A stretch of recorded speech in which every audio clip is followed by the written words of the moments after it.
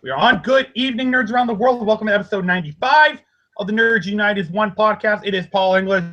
Great to be here, as always, with an incredible crew that I'm going to introduce to you right now. Chris Miller, beginning it off. What's going on, sir? What's going on, guys? And it's showtime, a-holes. Colton Hunt is also with us. What's up?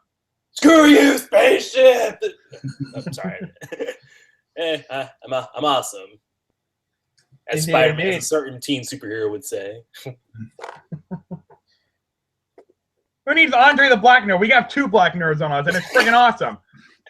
Mike Ulick is also with us from Geek Salad. What's up, Mike? Hi, Paul, and I've come to bargain. As have we all. As have we all. Except that shirt doesn't belong to you. It belongs to my father. He made it. Give it up. No, this is Captain America. Fuck yeah. Oh my god. Hey everyone. All right. So we've done this the past couple years. It's become a tradition. We have to do this at the end of every year. Marvel, the studio that does not know how to fail, has launched 2 more films this year. So it's time to count down, once again, our top 10 favorite films of the MCU. Let's find out, do these films make our list? If so, where? What films get booted, or will they not make it? Is it possible? Could Marvel have failed with any of these? Let's find out. We're not wasting any time. We're jumping right in. Chris, give me number 10 on your list. Okay, well, my number 10 is Iron Man 3. I mean, it is a pretty good sequel overall. No, it's not. Shut up. Yes, it is. Shut. If I had Iron Man blasters, I would shoot. I would blast.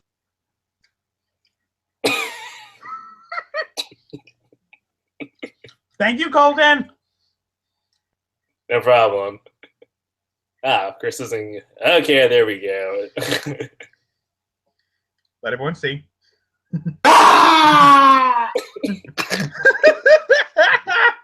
Okay, I promise that's the only time I'll do Don't it. use space jet. Don't even go there. See? yeah, power all you want. Don't make me have the force choker, motherfucker, up in here. As I was saying before I was rudely interrupted, Iron Man 3 is a pretty good conclusion overall to the Iron Man trilogy. But I like how, it gets a little too comical at times. There's no doubt about that.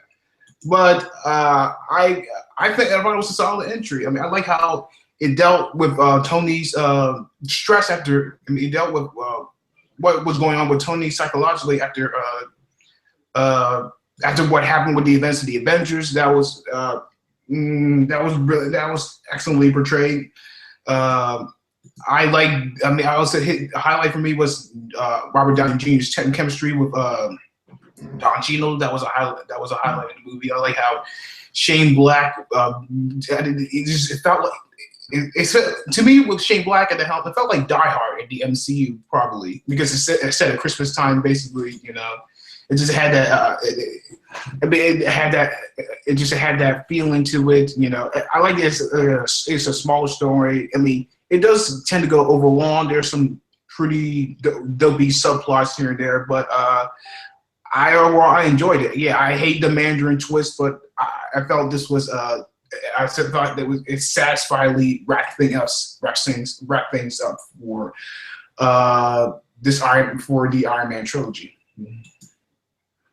All right, well, you know, you're entitled to opinion, even if it's the wrong one. No, it's not. Colton, you're up next, number 10. Okay, but very quickly, the movies that did not make my list are The Incredible Hulk, Thor 2, Iron Man 2, and just barely Iron Man 3. Well, someone knows what they're talking about. So, coming in at number 10 is Doctor Strange. What? Oh! Yes, Doctor Strange, okay? You don't get a chance to finish that sentence. Screw you. No. To remember to mention. Jeez Louise, I thought I had 2 black nerds here. I got 2 nobody. What? Unbelievable. Hello, I've come to bargain. You don't get to ever say that again. As you wish. What is this? The Princess Bride? Oh my goodness. So anyway, silence. So anyway, Doctor Strange made it number 10 on my list because, well, basically all these movies are awesome, okay, but something had to be at the bottom, all right. So it made my list at all because I liked how it brought in some new elements to the MCU. You know, once again, it's more of a personal journey it's a bit more of a personal journey for our hero, so to speak, with Stephen Strange trying to, find the cure within himself. Benedict Cumberbatch did a good job playing mystical Tony Stark. Okay, I know he wasn't like totally Tony Stark, but there were some similarities there, but enough differences that he was able to stand out on his own. We got some good performances from I can't remember. Chiwetel Ejiofor, Tilda Swinton, Matt.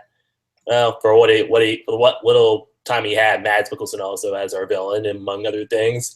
It's just lower on my list because, I guess at the end it just. I wasn't a huge fan of how they kind of went into the second and third acts. I was more interested when Strange was learning about the mystical arts and all that jazz, rather than when he tried actually using them to save everybody as opposed to saving himself, so to speak. He was kind of just abruptly thrusted into the conflict rather than it feeling natural. But I did like how they did a few interesting things with the final battle, like how Strange showed up too late but used the time stone to rewind the battle so that everyone could be saved. And then I can't say the line anymore, but his final bit with Dormammu, how he managed to trick him into not destroying Earth, among other things, or our dimension. That was pretty cool. I just felt like some of the other movies were on this list are, well, better constructed. So number 10 on my list is Doctor Strange. Hey. Go stand in the corner till your next turn. Seriously, good lord. Mike, number 10. Okay. My number 10, Paul, you're not going to be very happy. Number 10 is Iron Man 3. When your turn is over, you're Screw standing. you, Paul! I actually really enjoyed Iron Man 3. I thought and I know it's not popular, but I really had a kick with the Mandarin twist. You go, man. I did. I thought it was funny. I thought it was hilarious. And I mean, Ben Kingsley is always great to watch. He's just a masterful actor. No matter what actor, he can play comedy, he can play serious, and he played a great comedic twist there. I mean, it helps with the fact that there actually is a real Mandarin that they established in Hail to the King short afterwards. But the fact that he was just being used by Aldrich Killian to just kind of portray this figure while Aldrich is kind of dictating things behind the scenes, I thought that was a kind of cool twist. I really liked the fact that they didn't just gloss over the fact that Tony had been to another galaxy. He had nearly died, and that actually had an effect on him. I like the fact that they threw in that PTSD element. I thought that was very well done. I really liked his tete-a-tete with Don Cheadle. War Machine rocks, all caps lock. Except he wasn't War Machine in that movie. But that was his password, though. Remember? No, I don't. I've only seen that movie once. Oh, well, bully for you. But no, and I really, really liked the chemistry between Robert Downey Jr. and that kid. I thought their relationship was pretty fun to watch. I mean, it's still at the bottom of my list, so I liked other movies better. I do want to give a quick shout out to Incredible Hulk, because I think Incredible Hulk is a really good film. It just barely, I mean, for me, it was kind of back and forth between that one and Iron Man 3. But in the end, I do like Iron Man 3 a little bit more. So, sorry, Paul, but yeah, that's my number 10. Go stand in the corner till Colt until your next turn. Seriously. Nah, I don't follow rules very well. All right. Mhm. Well, since you people seem to be giving out shit at the bottom of your list, shockingly enough, I might follow suit. Number 10 on my list, Thor: The Dark World. For one reason, and one reason only. You idiot! If I had the power of Thor, I would straight light in your face right now. That movie has all the main problems of the Marvel Cinematic Universe, Paul, you bottom feeder. Except for one. Chris Hemsworth and Tom Hiddleston's chemistry together is pure gold. That's not enough to say None of the that other movie- MCU films have that. I will And say that's why this movie is so. That's why this movie is number 10. I will say their chemistry in that movie is better than any other movie. That's the only saving grace for that movie, because other than that, it's not that great. And that's why it's a 10 on my list. Fair enough. So, all right. Moving on. Chris, number 9, go. All right, number 9 on my list is Avengers: Age of Ultron. Yeah, I I'm in the corner too. what? Seriously, people. It's not that great a movie. It's good, but it's not great. Don't knock me up about it. I enjoyed it, but it wasn't as good as the first one. Are you people really sucking this movie's dick? Seriously. Yeah, it's good, but it's not all that. And I'll explain why. Yes, it's a pretty solid, entertaining follow-up to the first Avengers movie, which wowed us because they did something which had never been done in a superhero movie before, bringing multiple superheroes together. But it just, I thought it was a solidly entertaining follow-up, but kind of few problems I had with it. Ultron's development there wasn't much insight to how he just went rogue. How he just became this nefarious,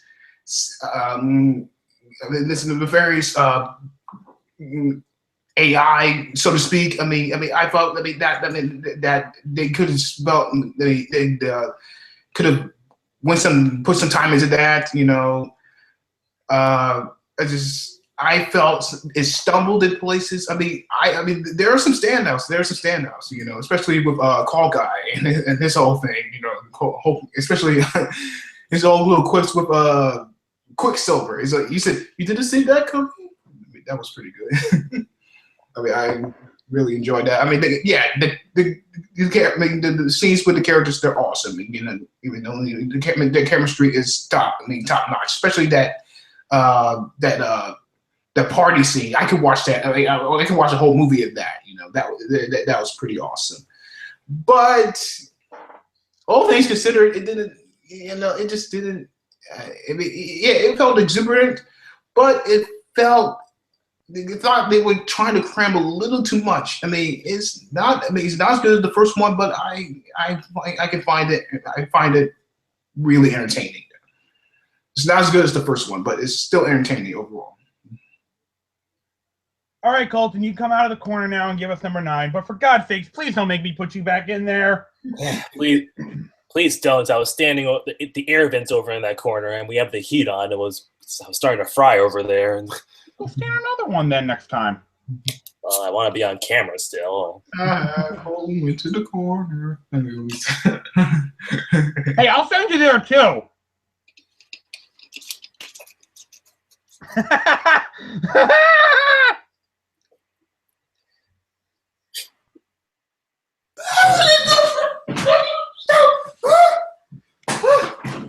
Anyway, number 9 on my list, and it really pains me to have to put it there, but I was trying to put my own trying to not have my personal feelings influence all my choices. But number 9 on my list is Captain America: The First Avenger. It is originally what? Okay. All right, it was originally 8 on my list, but it got bumped up due to a few other shuffles on my list. It kind of reminds me of Star Wars Episode 4 in that it's a small step into a much larger world with a mostly stock group of characters that get fleshed out in other movies, but still work perfectly in this one. It's a fun adventure movie with some obvious but well-meaning morals surrounding being a good person and clear-cut heroes and villains, with Cap being the good-looking Boy Scout and the Red Skull having, well, a red skull. The action is pretty cool, if middle of the road, for what we'd see in later films in the Marvel Cinematic Universe, and it has some great humor, such as the entire Star-Spangled Man with the plan scene, which also works because it also shows how good a person Cap is, as he doesn't let the fame from doing the show go to his head, but he also still rolls with it instead of, getting upset that he's not getting what he wants. And we also have some strong drama as well, from Cap's reaction to Bucky's death, Peggy and Cap's final conversation before he crashes the plane, and Howard Stark continuing to search for him. It's honestly a movie that I would happily watch over the other higher-ranked movies on my list, but for what it is, it places ninth, for right now anyway. It also loses points because they do kind of rush getting Cap into the Avengers by having him crash the plane and all that jazz, but it was still a pretty cool scene, so no harm, no foul. All right. Mike, you're up. Number 9. All right. My number 9 is, to kick things off, Iron Man. Really? Yep. I like Iron Man a lot. Its biggest downfall, though, is that it has the least amount to play with. So, I mean, it's a great origin story. It's definitely a strong movie. It's just, compared to all the other movies in the MCU, it really kind of feels the most constrained because it really doesn't yet know what kind of boundaries it can go with. It doesn't know where it can kind of push it a little bit further. But hey, I mean, Robert Downey Jr. was the perfect Tony Stark. Well, is the perfect Tony Stark. Iron Man himself, he really doesn't show up very much in this movie at all. I mean, if you go back and rewatch it, there's really, I feel like maybe a 2-hour movie. Iron Man's really only in it maybe half hour, 45 minutes tops. It's a majority of it is Tony Stark's story, which is really good. It's just, I wanted, it's kind of, it's a victim of hindsight because, like I said, we're now in phase 3. So looking all the way back to 2008, the shine is come off a little bit. It's still on my list, but it's my third favorite in phase 1. Okay. Like, funny you should have that, number 9. As my number 9 is also Iron Man 1. I expected to see it higher in you guys' list, to be honest. Yeah. Like I said, it's not a knock on the movie. It's just the victim of hindsight. Well, that, and honestly, I kind of this was the first one to really showcase the one consistent problem that a lot of Marvel movies have, which is the villain's really nothing impressive. I mean, it's just a bigger robot. Yeah. Been there, done that kind of thing, But I mean, it's still fun and excellent movie, and RDJ kills it. So I mean, nothing bad about the movie. It's just, kind of the ending kind of fell apart, and that's all it was. I mean, it's still a great movie. All right. So Chris, come back to you. Number 8 on your list. Okay. Number 8 on my list is Captain America: Civil War. What?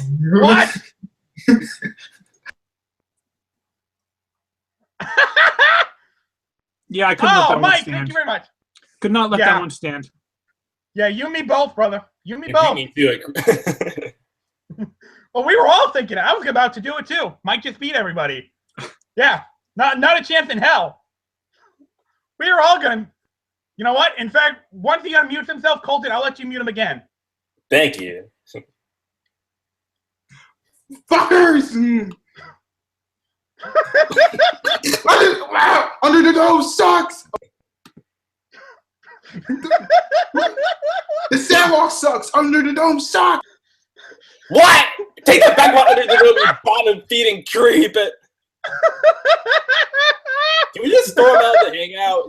Should we let him actually say what his number 8 is, or are we just gonna keep muting him? As long as he keeps saying stupid shit, I think we're just gonna keep muting him. We seem to be getting a good enough laugh out of it. The whole show can just be this. I don't mind it. All right, what's your number 8? Come on. Guardians of the Galaxy. Okay, all right. I heard that, Chris. Okay. My fingers over the trigger. My number 8 is Ant-Man. Really? Yes. All right. Okay. Yes. I mean, come on. I mean, it's not that. It's not that great. I mean, yeah, it's good, but it's not great.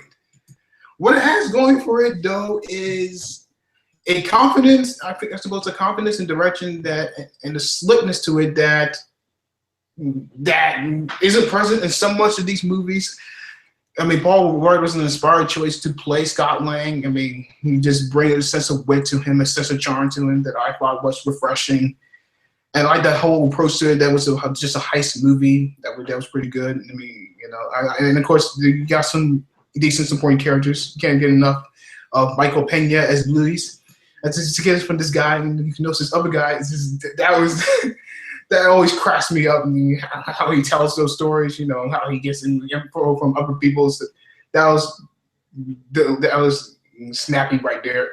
Anthony Mackie does a decent cameo appearance as the Falcon. That was pretty good. And I think the thing that kind of bogs it down is too many ties into the MCU. It's bobbing, but there's too much in references. I mean, it kind of bogs it down and prevents. I mean, it kind of there's too many in jokes. I mean, they could have toned it down a bit. You know, I mean, I like that. Yeah, they brought in characters for sake of continuity, like Peggy Carter and stuff. Yeah, I mean, it's great that having them, despite their rather minimal appearances, you know.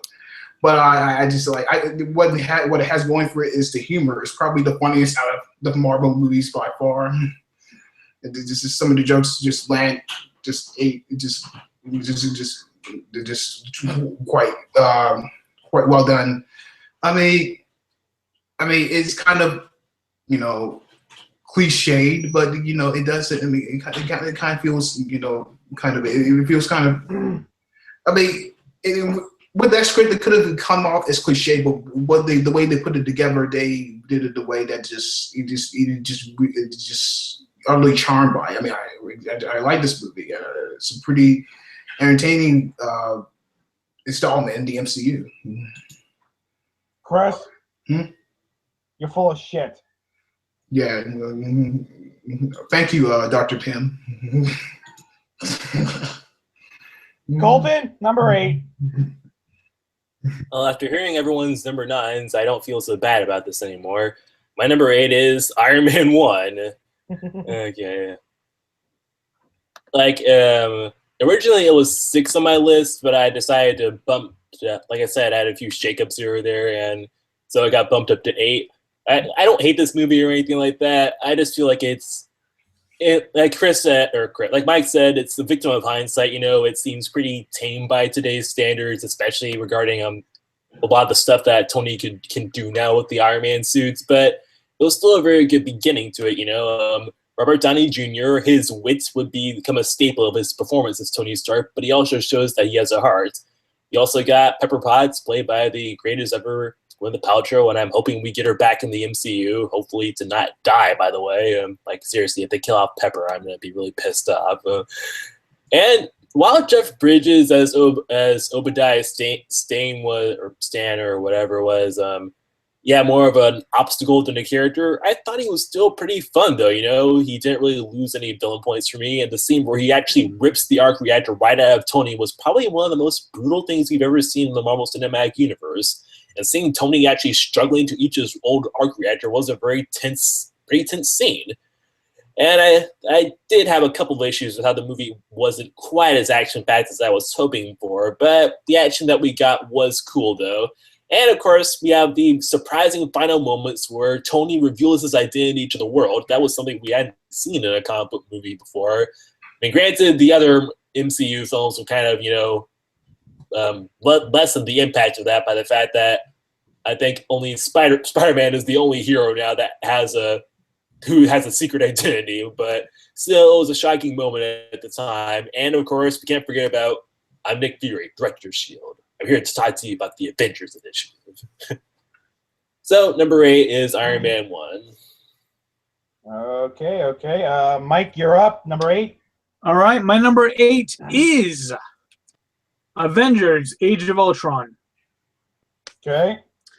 I really enjoyed it. This movie. The biggest problem it's got is that nothing could match the spectacle of seeing all the Avengers together for the very first time in the original Avengers. There's just no way for it to top it, and that's not the fault of the movie. It's just the fact of life. I mean, I liked all the movie. I do agree that I think they kind of rushed Ultron's formation a little bit. I was kind of hoping for a slower build, and the end battle kind of felt a little bit like we'd seen it before in Avengers 1. It had shades of the original Avengers, so it kind of I was hoping for something a little bit more original with the climax, but it is so hard to do better than the Hulkbuster Incredible Hulk fight. That was just mind-droppingly awesome. And I like Quicksilver. I liked Scarlet Witch. I kind of wish they kept Quicksilver around a little bit, but given between Hawkeye and Quicksilver, I prefer Hawkeye, to be honest. So I'm glad they kept him around. So yeah, my number 8, Avengers: Age of Ultron. All right. While you were talking, Mike, we get the much-awaited return of our favorite Canadian. It is Max Vincent. What's up? Hello. Hi, Max. Hello. All right, so we were just up to number 8 on our list of top 10 favorite MCU films, Volume 3. So, Max, catch up to speed with us. Quickly go through numbers 10 through 8 on your list. Good sir. Oh, okay. Number 10 is Doctor Strange. That was my number 10. Number 9 is hold on a minute. Number 9 is Thor: The Dark World. All right. And number 8 is Iron Man, the first Iron Man.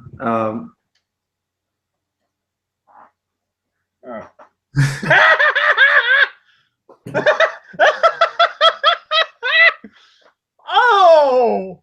And now Max gets introduced to all the reasons we've been laughing so much in last week's episode, in the past few shows. Except there's no tangent going on. Not everyone can do it like Chris and Mike and Colton, I guess. They're the masters at it. All right. Thank you very much, Max. So. Okay, Chris, unmute him. No, he has to unmute himself. Yeah. What? It's a running gag. Yeah. This is what happens when you don't show up much, Max. You miss all the running gags that happen. Yeah. Did I give my list or did I not give my list? No. We all heard you. All right, good. We all heard you. All right. I had to stand at the corner for my number 10 being Doctor Strange. I'm worried about to put you in the corner too, Max. It's like, come on, man. All right. Number 8 on my list, Captain America: The First Avenger. My favorite Phase 1 origin movie. Cap is a total badass. I love this movie. This film looks great. It's a lot of fun. The side characters are enjoyable. It's just a solid all-around period piece with comic book feels to it. I absolutely love it. So, Captain America: First Avenger, number 8 on my list. All right.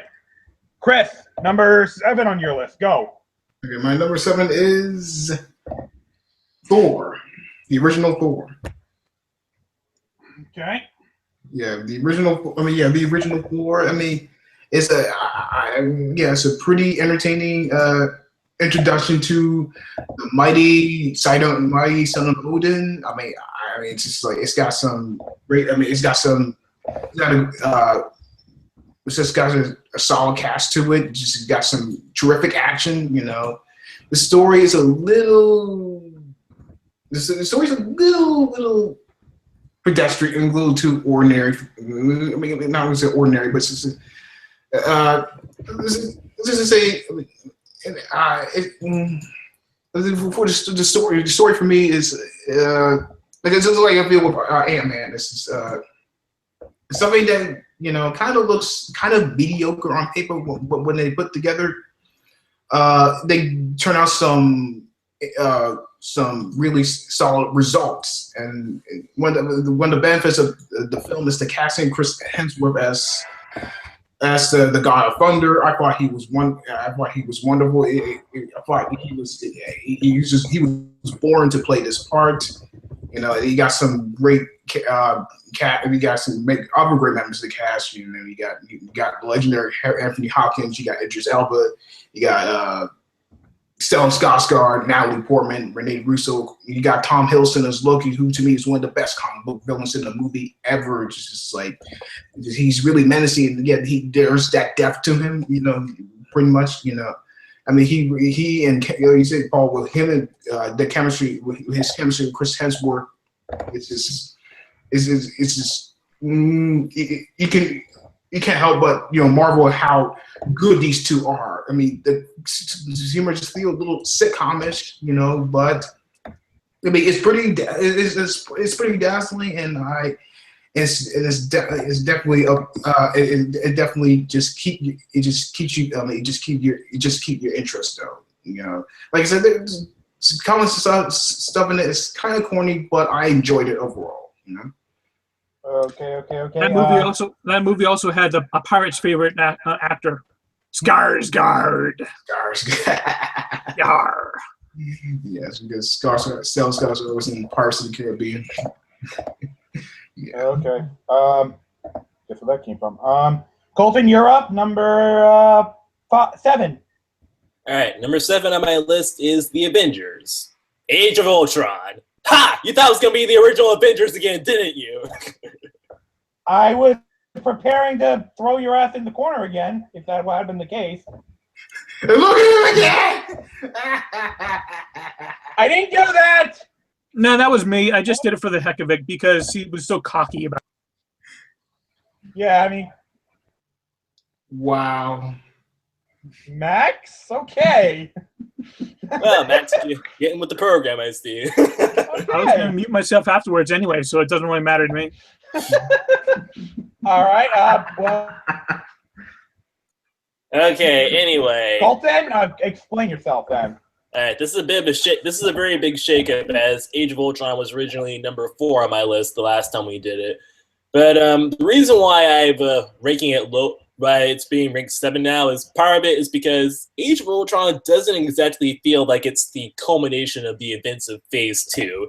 If anything, it kind of brushes aside several story arcs, such as Cap searching for Bucky or Tony tapping out of the superhero life, just so the Avengers could be together again at the start of the movie, no questions asked. The closest we really get to a character's arc being referenced in this movie is Natasha, who seems to have found herself again by rejoining the Avengers in an effort to make up for her past. Also, you know how everyone gives Captain America Civil War crap for a status quo is God ending? I feel like that better describes how the Avengers, how Age of Ultron concludes. Our heroes win the day, and they're really no worse for wear outside of, the death of Quicksilver, and they even get Vision and Scarlet Witch added to their team. That's a big thing. They more or less finish things out on a much higher note. That being said, the movie's acting is still quite on point from everyone, particularly from Paul Bettany as Vision, Elizabeth Olsen as Scarlet Witch, and Aaron Taylor Johnson as Quicksilver. He usually gets crapped on for not being as cool as the Quicksilver from X-Men Days of Future Past, but I like him in this movie because he feels, more like a character and less like a gimmick like that Quicksilver was, and, well, he got better in Apocalypse, but you know what I mean. And I felt like he and Elizabeth Olsen worked well off of one another as a brother and sister. James Spader also gave a very charismatic performance as Ultron. I'll admit they kind of rushed him a bit in the villain department, but I also felt like it kind of made sense. He just barely came online, and he quickly tried understanding his mission. But he goes onto the internet, and there's so much information being thrown at him that it's I just think he wasn't able to fully understand it all, and that's what led to him coming to his ultimate conclusion concerning the fact that, well, humans suck and need to be destroyed. I'm kind of surprised he didn't reference more porn sites. But yeah, I liked how he did get more characterization than most villains in the MCU. And Joss Whedon still has it as our director, bringing such scenes as Tony's nightmare vision, the birth of Vision himself, and the helicarrier rescue to life. The helicarrier scene in particular is one of my favorite moments in the MCU for the sense of hope it gives, just seeing everyone saying that they're going to have to, blow up the city and stay with it. And then Black Widow's like, where else am I going to get a view like this? And then Nick's like, glad you let the view, Agent Romanoff. It's about to get better. When you see the helicarrier, you son of a bitch. Ooh, you kiss your mother with that mouth? I'm like, that language. I don't care that scene's a Deus Ex Machina. It gets me every time. It's like what I love about superhero movies. It's getting a feeling of hope, and that even if a hope seems lost, that doesn't mean it doesn't always mean it is. So seeing our heroes, coming to the rescue, evacuating the citizens of Sokovia, it was just something I love to see. I will happily watch that scene on repeat every time, and so yeah, despite like I said, it had its problems and all that jazz, but it was still good enough to make this list, just not in its original position of 4. It's 7 for it's probably one of the weaker of the event films in the MCU, but it's still a pretty solid one. And it would lead into a much better event film, which we'll talk about later. All right, thank you, Colton. Mike, you're up next. Oh, sorry about that. Okay, so yeah, my number 7 is Captain America: The First Avenger. Okay. This is my, other than the Avengers, this is my favorite of all the Phase 1 movies. Well, for one, Captain America has always been one of my favorite superheroes, especially in the Marvel universe. Captain America's pussy. That's it? I didn't say it. Go ahead, Chris. What? Go ahead, Mike. Go ahead. I got it. Yeah, so the thing I like about Captain America is what he stands for. He is kind of like the embodiment of how America should be, and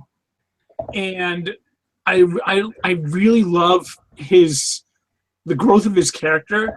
I thought it was a great the movie itself was a great kind of period piece, very flashback to all those like the serial movies that Star Wars was based on.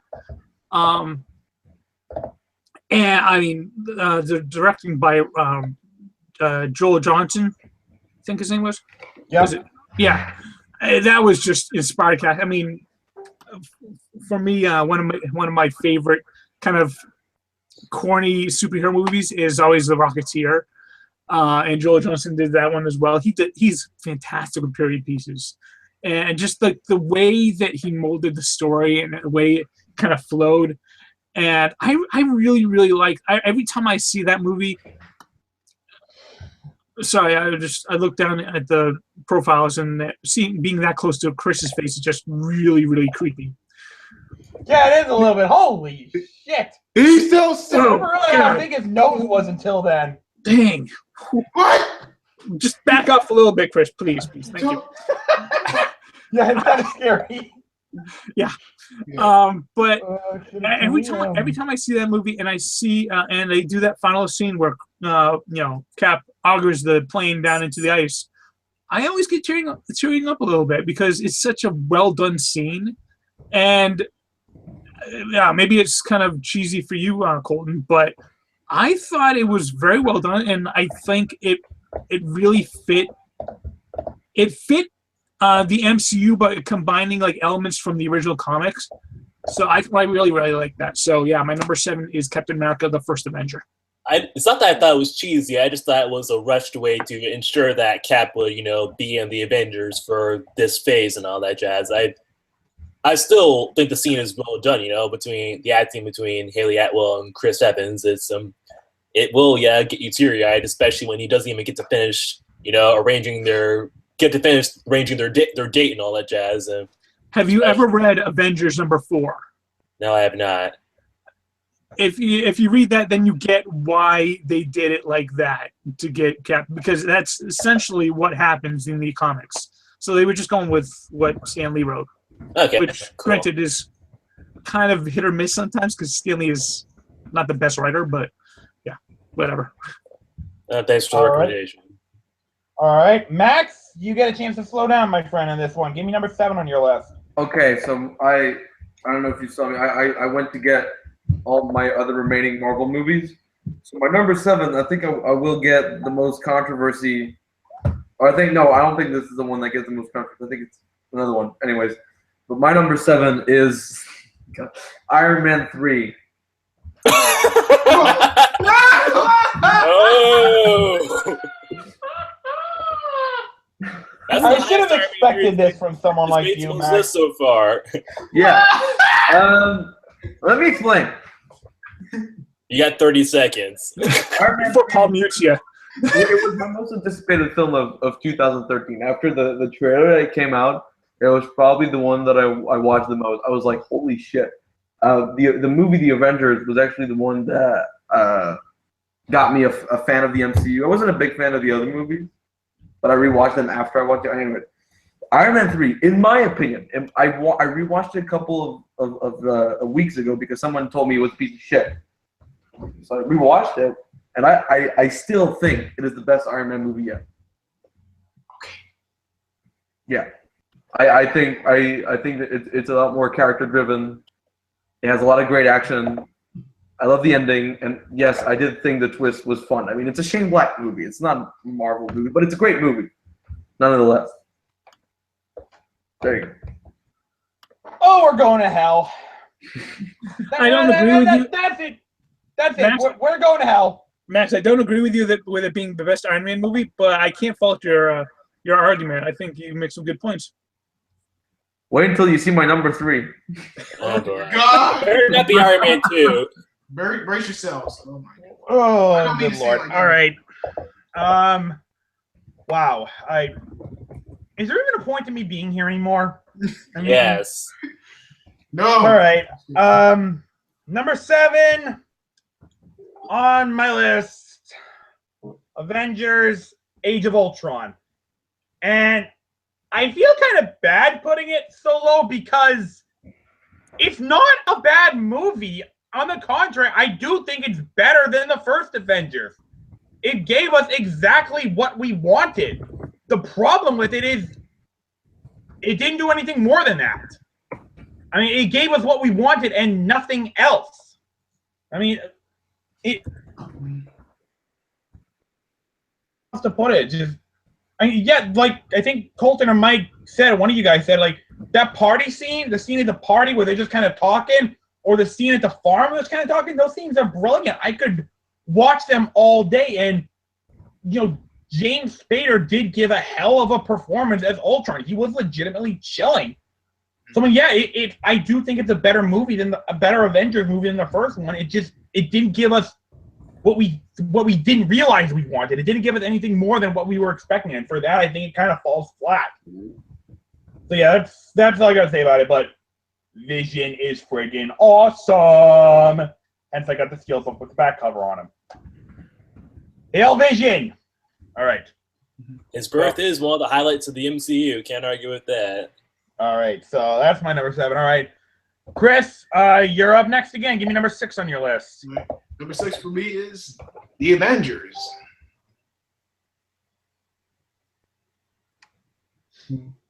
Okay. Number 6 for me is. Oh, okay. All right. All right. No, really, it's The Avengers. I'm sorry. Well, what do you have to say for yourself? I'm okay with your choice as long as you can justify it. I mean, He ain't saying jack shit.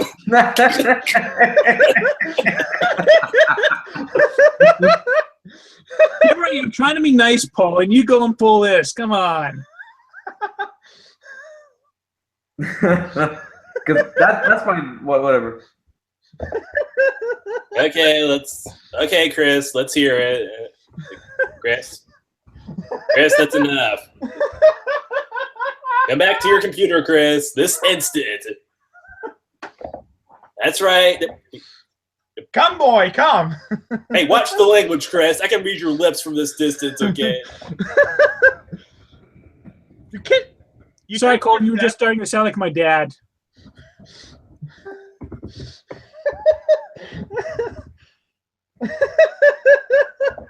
I don't know who to look at.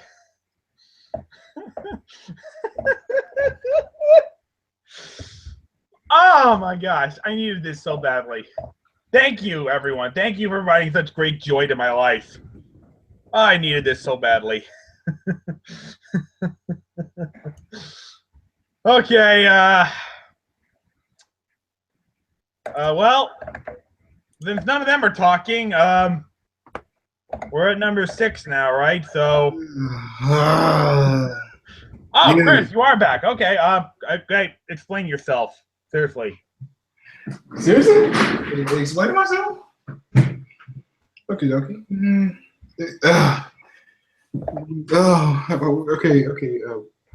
Yeah. Where do I begin? Better be good. Huh? Better be good. I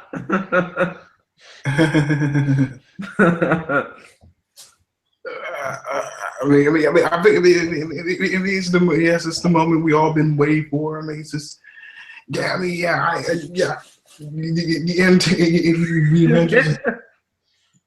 He's too scared to talk right now. That's awesome. Yes, I'm scared to talk. Yes, I'm scared to talk right now. Yes.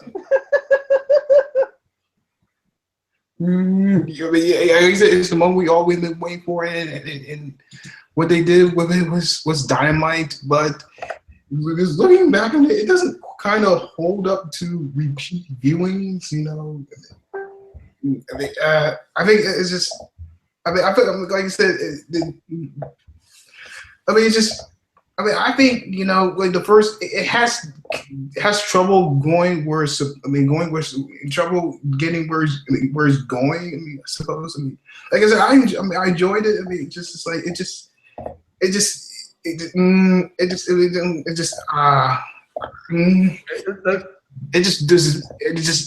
just come together strongly as far as I feel it is. I feel it should. It's a good movie, but it doesn't. It doesn't match the other MCU films for me. I like I said, I enjoyed it, but it underwhelms in some aspects. But I find it enjoyable. It's not as good as I thought it was when I first saw it. Give up these crazy delusions, and you come home.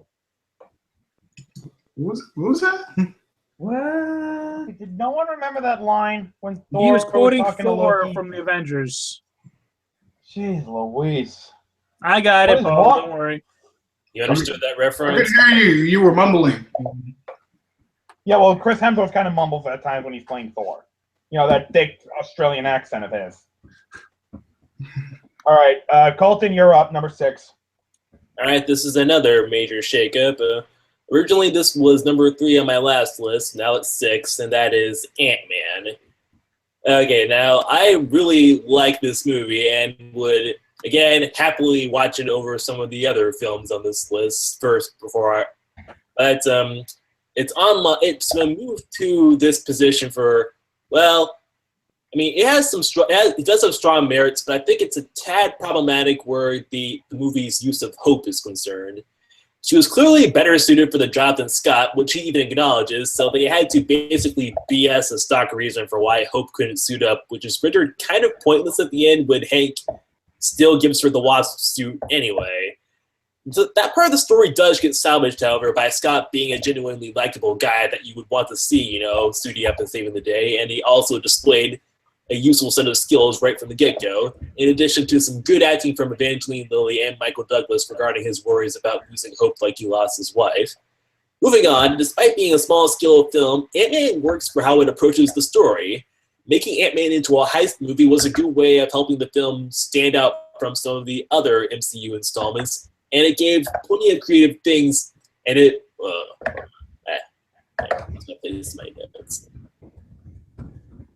And it was able to be pretty creative, with this heist setup, with the way they used the shaky technology and all the different ways that the ants were used, which I really loved. You know, we got flying ants, we had the bullet ants, we had those smaller ants that could somehow short out electricity or whatever, or something like that. A surprise, among other things, about all those things that the ants can do. It got a little maybe silly after a few.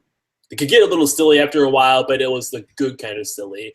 And of course, we can't forget about Anthony leading the charge and sacrificing and being one of the first major casualties of the MCU to actually stick. Yeah, a freaking ant, and I actually felt bad for him. You know, I mean, Anthony was a good soldier. Anthony! It's like, damn, you know, it's like he didn't just die; he got obliterated, shot by a bullet. There's nothing left but his wing. I mean, that's harsh even for this kind of a film. But also, something else that I also liked about this movie is that before a certain teen superhero made his debut, Scott was the closest thing we had to a normal person in the MCU.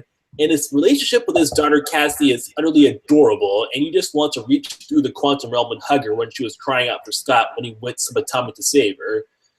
You know, for a kid actress, what's her name? Hold on. For a kid actress, Abby Ryder Fortson as Cassie was very good, actually. She was the kind of person that most kid actors, you would usually just want them to shut up or whatever. But I liked her from start to finish, especially when Scott gives her that ugly stuffed animal, and she's like, "He's so ugly. I love him." It's like she says it with so much earnest that you just utterly believe that she's like being completely serious about loving that thing. And I also liked, Corey Stoll as Darren Cross. I think he's one of the better arms dealer villains in the series. And of course, we cannot forget about the climactic showdown in Cassie's bedroom between Scott and Yellow Jackets on a freaking Thomas the Tank Engine set. It's the kind of thing that should sound utterly silly on paper, but they managed to pull it off in the execution. And of course, we got some good comedy relief from Michael Pena as Louise and the other members of Scott's crew. It's overall small story, but a giant step, if you will. Giant leap, something. Never mind. Giant leap France. And I'm just joking with you guys. My number 6 is Captain America, the first Avenger. What? Yes. When did you say that? Wow, you just took that joke and ran with it, didn't you? Wow. Son of a bitch. He not only joked about his number 6 being the Avenger, but then he created an entire reason why it was his number 6. My God, you are just... Wow. You just took that to a whole nother level. Do we just banish him to the negative zone now? Banish him to what I can do with them. Hang on. Let's see if I do this. Oh, that. Okay, oh. Yeah, now we can't see him. Now it's screen. you. Oh man. What did you do? No, I hit him from the broadcast. I think he can show himself again, but right, he's coming back.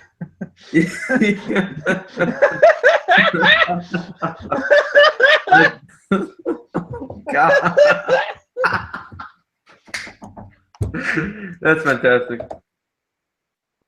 It still boggles me the fact that he made up an entire reason why his number 6 was not a joke when it was a joke. Chris, you went there, man.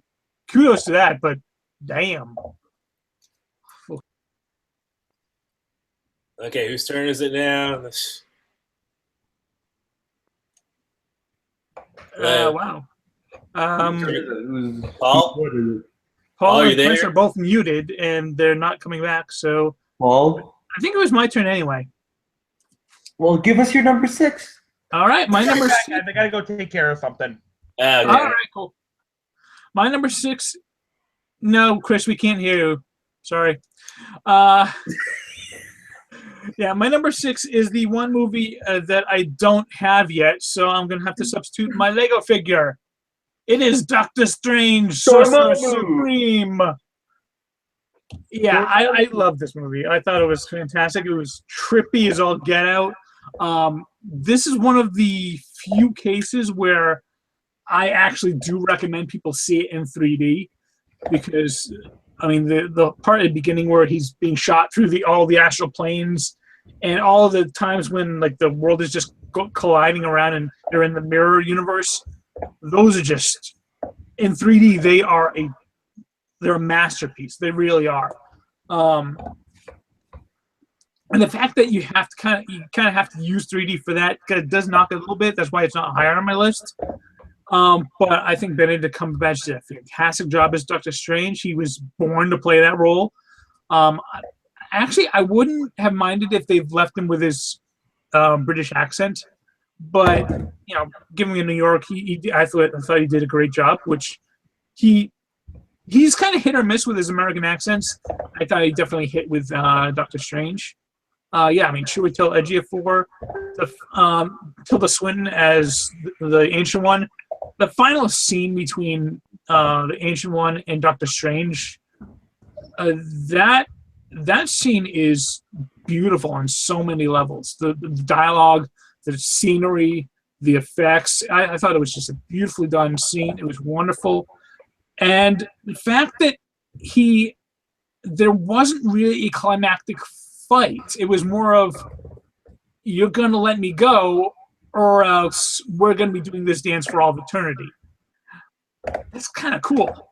I like it when they can kind of take what you're expecting and just flip it on its head and do something completely different. I really like that. So yeah, my number 6 is Dr. Strange. Dormammu, I've come to bargain. That was so cool. What? Right. So yeah, actually, Max, I think you're next. Yeah, I'll go with my number 6. Actually, my number 6 is The Avengers. Really? Yes. Cool. All right. Yes. I'm back.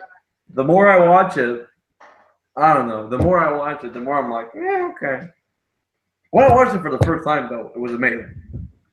But the more I watch the film, the more I find flaws, and the more I'm like, nah, kind of boring, kind of dull.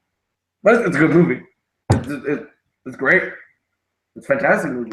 It's just that it doesn't really hold up. I love the humor, especially Robert Downey Jr. as Tony Stark. I love Loki. I love the action. The Battle of New York is amazing, but it doesn't really hold up. Okay. There you go. All right, guys, I'm back. Can we get Chris back or no? No, he's still here. His mic's still muted. He can't unmute himself, or what? No, he should be able to. He's been kind of lost in a shroud of shadows right now. Nod or shake your head if you can unmute yourself. He can't unmute himself. Oh, shit. Man, we really did bash him to the negative zone. Wow, what did you do? What have we done? Okay, right now we make a pact, we take this to our graves. Wait, that's the wrong movie. Chris, I think you'd probably better leave and then come back. Yeah. Or what if I do this? Well, yeah. I can see him. You still can't. What is this? We still can't hear you. Oh, No, he's gone. All All right, yeah, he better off just coming back and then trying it again. Okay. This is what happens when you mess with Hangouts. We have to bargain with Dormammu. I am Dormammu. Oh, Hangouts. Who has come to bargain with me? But I'll get to that later. But all right. So the next 2 films on my list, I have to be honest. I had a really, really difficult time trying to figure out where to put these next 2, because to me they are so equal. I honestly could have put these at a tie, but Wait, no ties. Remember this. Yeah, I know. That's why like I have to make a decision. Like, in the end, I wound up going with the one I put ahead is the one that I felt was just the teeniest bit better. Chris is back and he's pissed. But yeah, like I said, I honestly could have these next two. I could have put them in a tie, but in the end, I had to make a choice which one goes over the other. So by the skin of my teeth, Max is getting in on the fun. He seems to be figuring shit out. All right, I'll stay with you. So by the skin of its teeth, this film just barely cracked number. This film comes in number 6, just barely. Ant-Man. I have Ant-Man at number 6. And like I said, it was really hard to decide between this and the other one because like I could have put it on a tie, but this film is just so much fun. It was a great heist movie. You know, Paul Rudd as Scott Lang was fantastic. The Darren Cross, as far as like bad guys in suit, didn't suck. You know, the Eddie Perez is the funny sidekick. He was hilarious, and it was a fun, amazing, just another good, fun Marvel movie. And as Colton said, any movie that can make you teary-eyed over an ant getting killed is doing something right. Paul. So, yeah. Eddie Perez. You mean Michael Pena? Okay, Michael Pena. I couldn't remember his name. I'm sorry. Okay. Yeah, Michael Pena. Any movie that can make you cry over the death of an ant is doing something right. Yeah. All right, so that's my number 6. So, Chris, for God's sake, get your big nose out of the camera and give me number 5 on your list. Okay, before I branch all you to the negative zone before all this is done. Number 5 is Guardians of the Galaxy. Okay. I did. Chris, I You did did not just say that. Number 5 is the original Iron Man. And despite what you all may say about this movie holds up pretty well. Maybe not as much as other movies do, but is still a raw, clean entry into what we know now as the Marvel Cinematic Universe. I mean, it is slick. It is energetic, exciting. Funny. Engaging, absorbing, whatever you want to call it. Robert Downey Jr. After the Avengers, after he concludes his tenure in the Marvel Cinematic Universe, it's going to be hard for anyone to live up to his portrayal of Iron Man. Just like the coolness. He's kind of like that douchebag.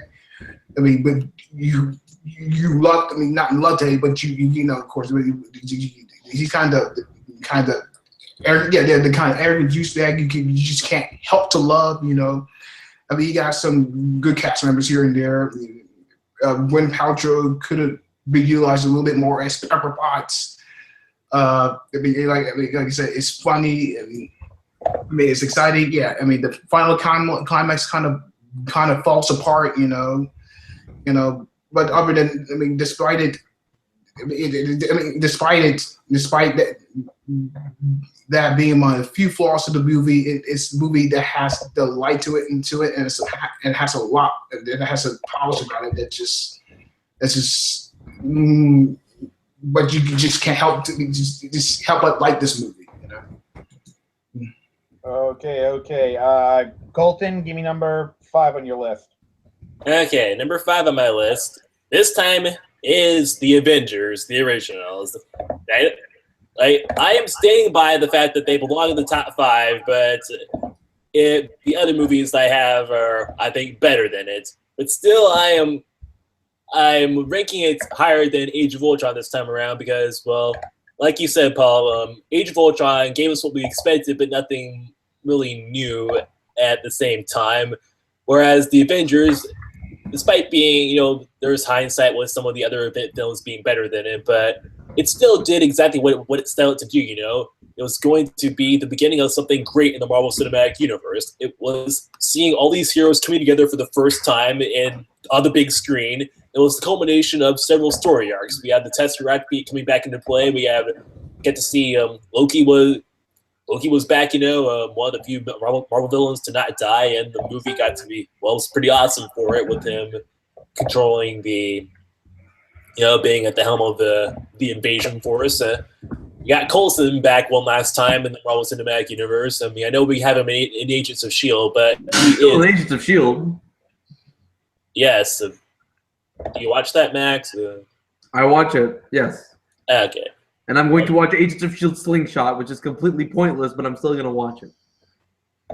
Well, they have to do something to fill up the time since we don't have Agent Carter anymore, or Bobby and Hunter's spinoff, but that's another story.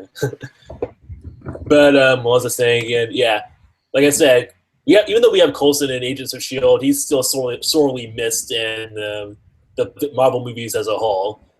But anyway, one thing I love about this movie is that in addition to having some pretty great action, I mean, I know I've said that the action is kind of tame and the last time I did on my last time we did this list episode, but I think it actually is pretty cool, but I'll get to that in a second. I think the movie also has some pretty good drama, that scene where the Hulk or Bruce fully admits that he actually tried committing suicide once, only for the Hulk to not let him. That was pretty heavy, and I feel like that's one thing. It's like whenever people say that the Marvel movies are just for kids or that they don't know how to do drama, they should watch that scene in particular and see that these heroes, they may not be overly tormented, but they have some personal demons, some shit going on in their lives, among other things. One thing I did love about, now getting back to the action, the Battle of New York, I think it's one thing that separates the Battle of New York from the Battle of Sokovia is that the Avengers there's a sense of strategy involved with the Battle of New York.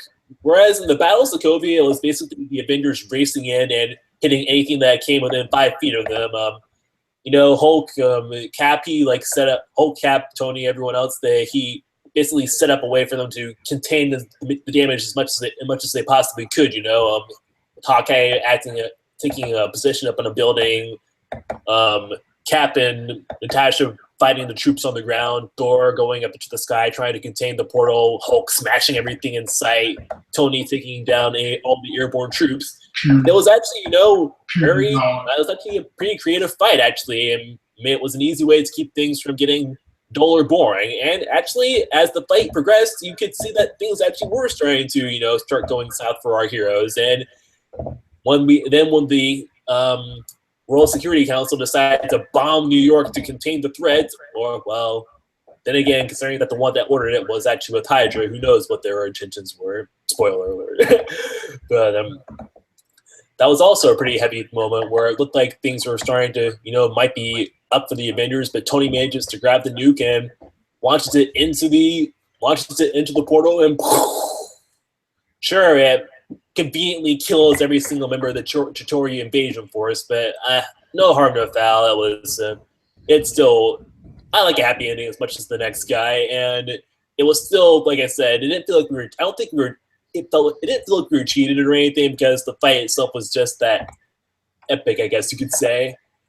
And let's see, what else did I like about this movie? I know some people say that they didn't like Tom Hiddleston as much in this movie compared to Thor. I'll admit that his characterization of Thor is better, but Tom Hiddleston still did a good job. He was a very good large ham, while also being able to show that he still had a silver tongue on him. He can manipulate people, and when Thor tried to convince him to come back to his side, you could tell that almost looked like Loki was considering it before he stabbed him in his side and jumped off the building to continue to fight with the other Avengers on that one of the Chitauri's flying ships, among other things. And Hawkeye, despite the fact that he's brainwashed for half the movie, I still thought that was kind of a creative choice to, show what Hawkeye was about, since we hadn't had a movie, he hadn't been in any of the other films. So it was a quick way to sort of establish what he was all about, and they made it up to him in Age of Ultron. So no harm, no foul there, I say, overall. He was in Thor. Yeah. What? Hawkeye was in Thor. Well, briefly, for about 30 seconds. we didn't get a chance to get his characterization, is what I'm saying. But yeah, you're correct. Thank you for reminding me about that, Mike. And of course, we have probably the greatest post-credit scene in the MCU. The Avengers go out for shawarma. I don't know why I find that hilarious, but I guess it just shows that the Avengers are still, at the end of the day, they might be they're gods, super spies, soldiers, genius, billionaire, playboy, philanthropists, but they are also people too. At the end of the day, and people got to eat, and just. I can only imagine Thor, after he was finished, he was like, "This food, I like it. Another." And also, I think this might be my favorite mid-credit scene. Also, with the others saying that humans, to challenge them is to court death, and Thanos just gives a chilling grin, saying like he welcomes the challenge. Granted, we have yet to see him in action, and it's getting kind of boring waiting for him to finally strike, but hopefully he'll be a force to be reckoned with in Infinity War. But until then, but for now anyway, the Avengers places 5 on my list. There are also, some good character. It was the beginning of some great character interactions, which would be fleshed out in other better movies in the MCU, but we'll get to that momentarily.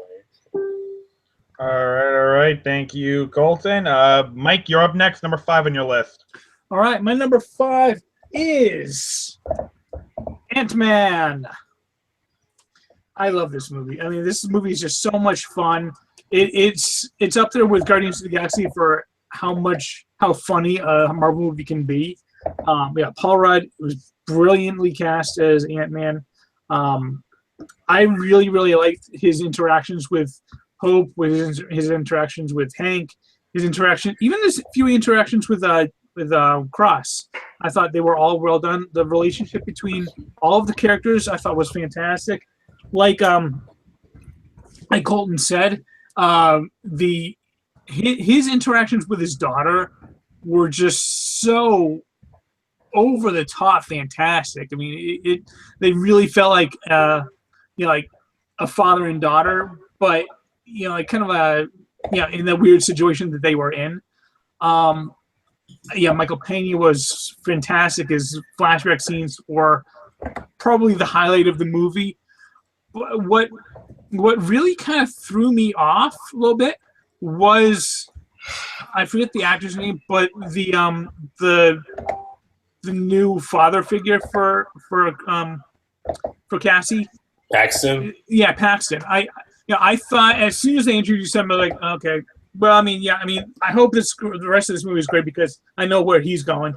And then at the end of the movie, I really, really liked his character. I wanted to see more of him because, he wasn't just this one-dimensional character. He actually cared for Cassie, maybe as much as Scott did. He was willing to protect. He got in the way. He's like, he was telling Yellow Jacket, who was obviously more super powerful than him, basically, if you're going to get Cassie, you're going to have to go through me to do it. And I thought that was fantastic. And the fact that, Scott chose to go subatomic without even thinking about it, as soon as he saw his daughter was in danger, he didn't even think about it. He just went for it because he knew that was the only way to save his daughter. That was a really touching scene. But the humor really kind of elevates this movie. I thought it was funny. I thought it was ingenious. If you really think about it, a heist film is kind of the perfect method for introducing Ant-Man because he's small and he talks to ants. You're not going to be facing Ultron with him. Come on.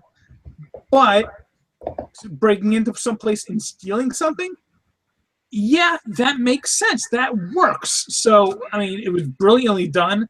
Peyton Reed, we all had worries about it when Edgar Wright left, but more than up to the task. So, yeah, my number 5 is Ant-Man. All right, good pick, Mike. Max, you're up, number 5. Okay, so my number 5 is Iron Man 2. Yeah, I'm kidding. Okay, thank you. I'm kidding. Don't make me sick baby Groot on you. No, my number 5 is actually Captain America, Winter Soldier. Interesting. Okay. Yeah, this movie is incredible. It has a lot of great action in it, and a great plot twist that revealed was Hydra was being infiltrated by Shield. I never saw this coming, and I was completely blown away. This movie blew my mind. It had great introductions from the Falcon, Winter Soldier. Yeah, a great villain, a great story. It really didn't feel like a superhero movie. It felt more like a political thriller. And yeah. All right. All right. Thank you, Max. It's must have been a little bit low, but okay.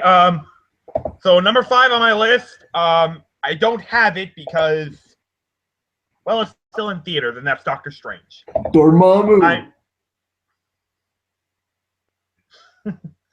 We've all come to bargain, Max. We've all come to bargain, but and this barely ranks over Ant-Man because I thought they were both equally good. What put Doctor Strange over the top for me was this is the first time that I've seen a 3D movie in a long time, and I normally hate 3D, but holy shit, this film, it was more than just a movie, it was an experience. Seeing it in 3D was such an experience. It was so visually stunning that alone put it over the top for me. That's why it's number 5 as opposed to with Ant-Man being number 6. It was just such a visual experience seeing this movie in 3D, but it was a solid movie all around. Benedict Cumberbatch was fantastic. I loved him. Tilda Swinton as the Ancient One. Mads Mikkelsen as the villain. I mean, as far as Marvel villains go, he's certainly not the worst one. And like some of the interactions they had with Strange were fantastic. It was just a solid all-around movie and a great introduction to another side, to the more mystical side of the Marvel universe. Nice figure. All right. So that's my number 5. All right. I got to take care of something, so I will be right back. In the meantime, Chris, why don't you go ahead and give us number 4 and then carry on the same order. All right. My number 4 is The Avengers. Okay. Yeah. Now, are you serious now, or Yes. no? Yes. I am serious. Okay. Are you just going to recite the same reason you gave No. before? No, because for me it does hold up on repeat viewing. Thank you. It is not. Yeah, like I said, it's of course the draw in here is that at the time we had never seen it does something that no big superheroes ever done before, is putting multiple superheroes in one film. This is a movie that could have failed, just by under just that, because it has so many characters in it. You had to devote a certain amount of time to a particular one, but Josh Whedon managed to pull it off. There's so many great moments, so many great fan moments, especially with the whole bout with Tony and as Iron Man, and of course, and Thor, the whole thing. And the Force is a bad call. He loves his hammer, and also the whole thing with Hulk and Hulk and Thor and their battle on the helicarrier. It was just seeing them coming together. It's just like, I mean, that was a great particular moment. The battle in New York is still one of the best action sequences in any movie ever. It is completely absorbing and vibrant a sequence. What was done in that movie was awesome, and it's just like, of course, you got great. Like I said, the fan moments are just particularly incredible.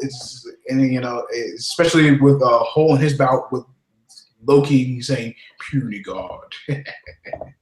That is still one of my favorite moments in the SCU ever. It's just like how he just tears him up like a rag doll. It's just, I just have a big grin on my face every time that happens. But this movie is satisfying on so many different levels. I just really like this movie. All right, Coleman, what'd you give us number 4 on your list? Number 4 on my list is Thor, the first one. So, for a movie about a god, this film was pretty small in scale, but I think it was for the best since I was unfamiliar with Thor like I was with every other character in the MCU. And this movie's approach allowed us to really get to know him. Chris Hemsworth, he does a good job as the boisterous titular character who, despite having a large ego, knew the meaning of loyalty when it came to his friends on Asgard and the friends he made on Earth. This movie also gets hindsight points for how it kickstarts things that will later happen in the Avengers, like S.H.I.E.L.D. starting to better prepare themselves for any more incidents like Thor showing up again, and Loki somehow winding up with the Chitauri. Yeah, that still doesn't make a whole lot of sense, but whatever. Speaking of Loki, before Marvel realized that they had a gold mine on their hands with Tom Hiddleston as the character, I felt like he was more subdued in this movie, and he even had a good backstory, I believe. And of course, there's the fact that he didn't die, which allowed him to grow in later movies. Like, why do the villains always have to die? But whatever. Letting Loki live was a smart move on their part, as his interactions with Thor in later movies gave both of them plenty of character. Like, I'll admit what Paul said earlier about Tom Hiddleston and Chris Hemsworth's chemistry and Thor 2. That was maybe the only real saving grace of the film, among other things. Well, we also had Natalie Portman, but, well, she can only do so much, but... Well, she can only do as much as she's allowed to, and she wasn't allowed to do a whole lot in that movie, but that's another story. Well, with Natalie Portman, it's more of she's only allowed to do as much as she wants to do. If she thinks it's a juicy role, she will put her all into it. If she thinks it's a comic book movie, she could care less. Yeah. So, yeah. I can't... She's going to be like that. I can't say I'm going to miss her that much in Thor Ragnarok. I mean, yeah, we got Tessa Thompson anyway as Valkyrie, so hey, no problem there. But anyway, what was I saying now? I also felt like, this movie might have been one of the more, brutal ones when it came to action in the Phase 1 films. We even had Thor temporarily dying when the Destroyer came to Earth, and he tries to stop it, and bam, it almost takes him out with that one hit, but that then proves his worthiness to Mew Mew, and he gets to become the God of Thunder again. Mjolnir. Thank you. I just like calling it Mew Mew just because I really I have a thing. I kind of have a thing for Darcy. I mean, I know she's annoying and what have you, but well, it's Kat Dennings. I didn't mind her. I really didn't. She's better in this movie than she was in Thor 2, but that's beside the point. And I actually did like Jane in this movie. I think she's adorable. So I wish that, Natalie Portman would come back to do more. But if she doesn't want to, then, well, there's nothing we can do but just move on. I mean, and it's not called Jane. It's called Thor. Too bad her part was underwritten, so, yeah. That too. I think that's about everything I have to say about this movie. Oh yeah, and it's also as higher as it is because I feel like it's the one movie, like I said, with Loki, it's thanks to Loki being, having more characterization, that allowed this movie to feel more like a fully developed story, I guess you could say, compared to the other movies where the villain was more of an obstacle than a character. So overall, yeah, Thor is my number 4. All right, thank you, Colton. I'm back, guys. Mike, go ahead and give us number 4 on your list. All right, my number 4. This one and my number 3 kind of bounce back and forth, just like my number 5 and 6. Same as with you, Paul. Yeah, Ant-Man and Doctor Strange were kind of back and forth for me, and this is the same thing with my 3 and 4. But my number 4, last time it was above my number 3. This time it's not. Is Captain America: The Winter Soldier. I love this movie so much. It was my second favorite last year. It's my 4th favorite this year. Like I said, it bounced back and forth between this one and my number 3. As to which one would be number 3 and 4, you probably do. The fact that they pulled like that giant switcheroo, which completely changed the entire layout of the entire Marvel universe, was an act of sheer brilliance. I mean, this one kind of solidified the fact that I really, really like Cap, and Chris Evans is the perfect Captain America. Just the way he's like, he has to turn against his former allies when he realizes who they really are and what they were trying to do. The kind of him going all kind of like deep undercover with Black Widow and the Falcon, not knowing who to turn to, not knowing where to go, who to trust. I mean, this movie it did fake me out with Nick Fury. I when they killed him off, I was like, wait, what? It legitimately got me for a while. And so kudos to them for that. It's just, I mean, the action scenes in this movie are brilliantly done. Robert Redford was the perfect villain, as a villain that you're not really sure about it when it starts. I mean, the return of Bucky was very well done. I love the scene I like how the homage to the TV guy. Huh? Yeah. I thought that was very well done. A great kind of nod to the comics. Just all around this movie. I mean, when Kevin Feige, we should learn to trust Kevin Feige when he says, "Okay, this movie is going to be feel like a 70s political thriller." Damn it, it feels like a 70s political thriller. This movie's going to feel like a heist movie. Yeah, it felt like a heist movie. When he says it's going to feel like something, we got to believe him. It's going to feel like that. So, yeah, my number 4 is, just ever so slightly, is The Winter Soldier. All right, nice pick, Mike. Nice pick. And I think I know what your number 3 is going to be because it's number 4 on my list. It was number 3 last year. Now it's number 4, Guardians of the Galaxy. I mean, seriously, how can you not love this movie? I mean, first of all, talk about the balls Marvel had to take these D-listers, these people that, like, unless you are an avid Marvel fanatic, you've never heard of these guys. Like, who the fuck has ever heard of a bipedal raccoon with a gun fetish and a giant talking tree that can only say 3 things? Whoever thought a movie starring those characters could be a hit? But it was. This movie is downright hysterical. It flows so well. The character interactions are great. And can we talk about the soundtrack for this fucking movie? How glorious is this soundtrack? It is one of the best damn soundtracks ever assembled. Ooga shaka, ooga, ooga, ooga shaka, ooga, ooga, ooga shaka, ooga. Come and get your love. Right there. Yes. Hell yeah, I bought this. Oh yeah, I downloaded it the second I downloaded it on the day after I saw it. I downloaded it on I am just eagerly iTunes. waiting for the moment that Volume 2 gets dropped. Oh, that's gonna be amazing. So yeah, Marvel's had some serious balls to make this movie, but it panned out. It is absolutely fantastic, and I cannot wait for the sequel coming out next year. That's gonna be that is gonna be so much fun. So Guardians is number 4 on my list. Chris, up to you again. Give me number 3 on your list. Okay, my number 3 is Guardians of the Galaxy. Talk about taking a wild, very I mean, this is the premise, when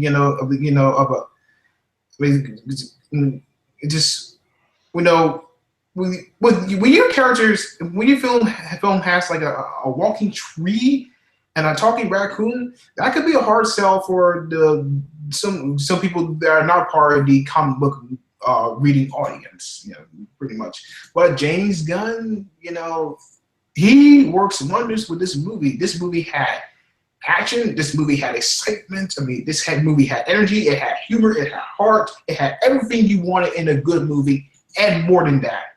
It's just like, it satisfies, and it gets to you on so many different levels. The movies cast pick the perfect characters the movies cast fit the characters they portray. Chris Pratt. It's just, who doesn't love Star-Lord, it's just like, who? Star-Lord, man. Yeah. Legendary outlaw.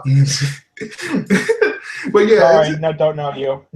but yeah, there's so much to enjoy, because you got Dave Bautista as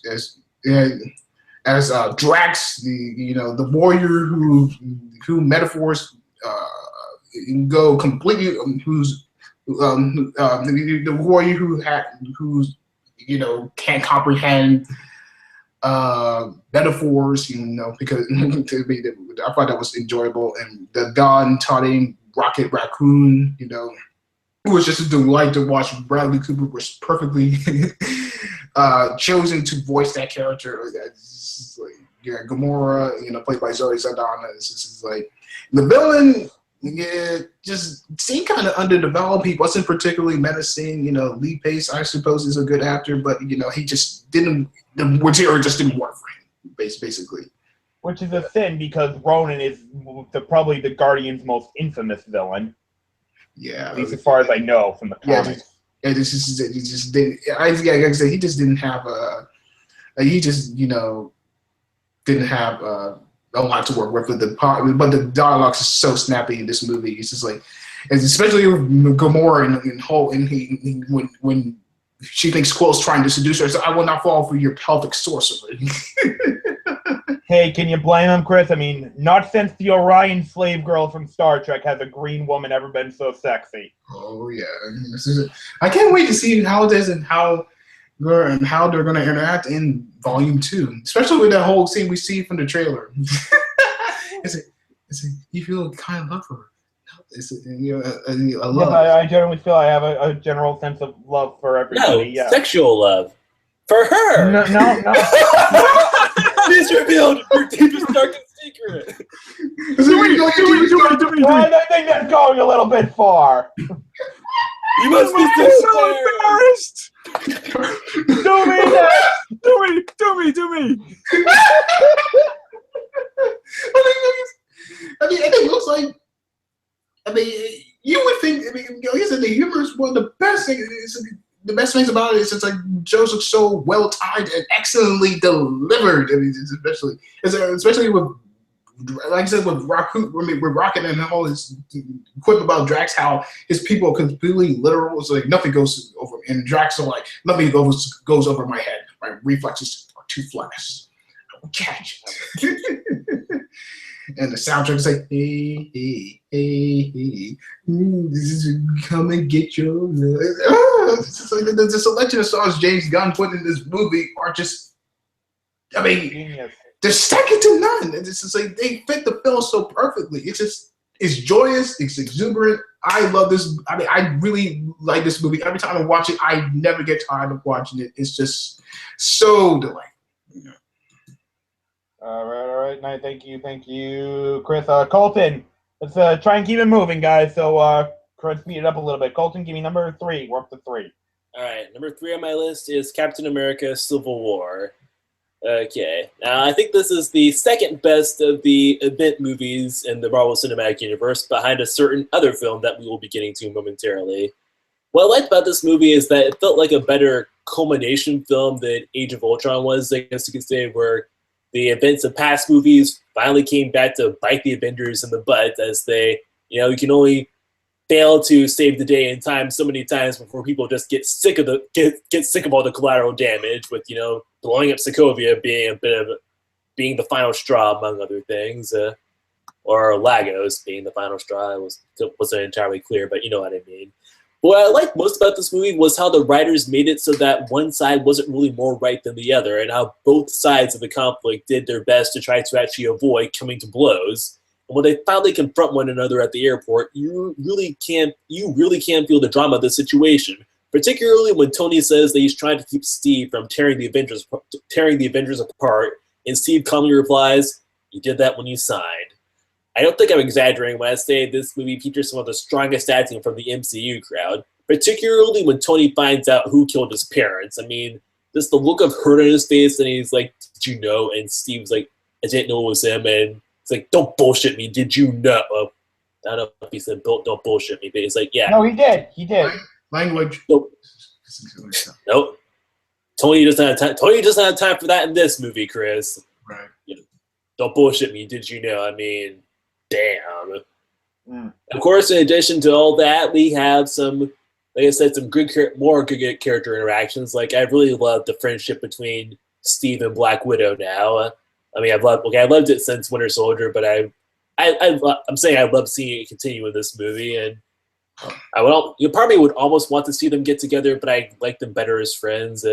Besides Steve as Sharon now, sort of. It's maybe a little too soon, but considering that Peggy's dead now, but I think they still have something of a decent-ish chemistry with one another.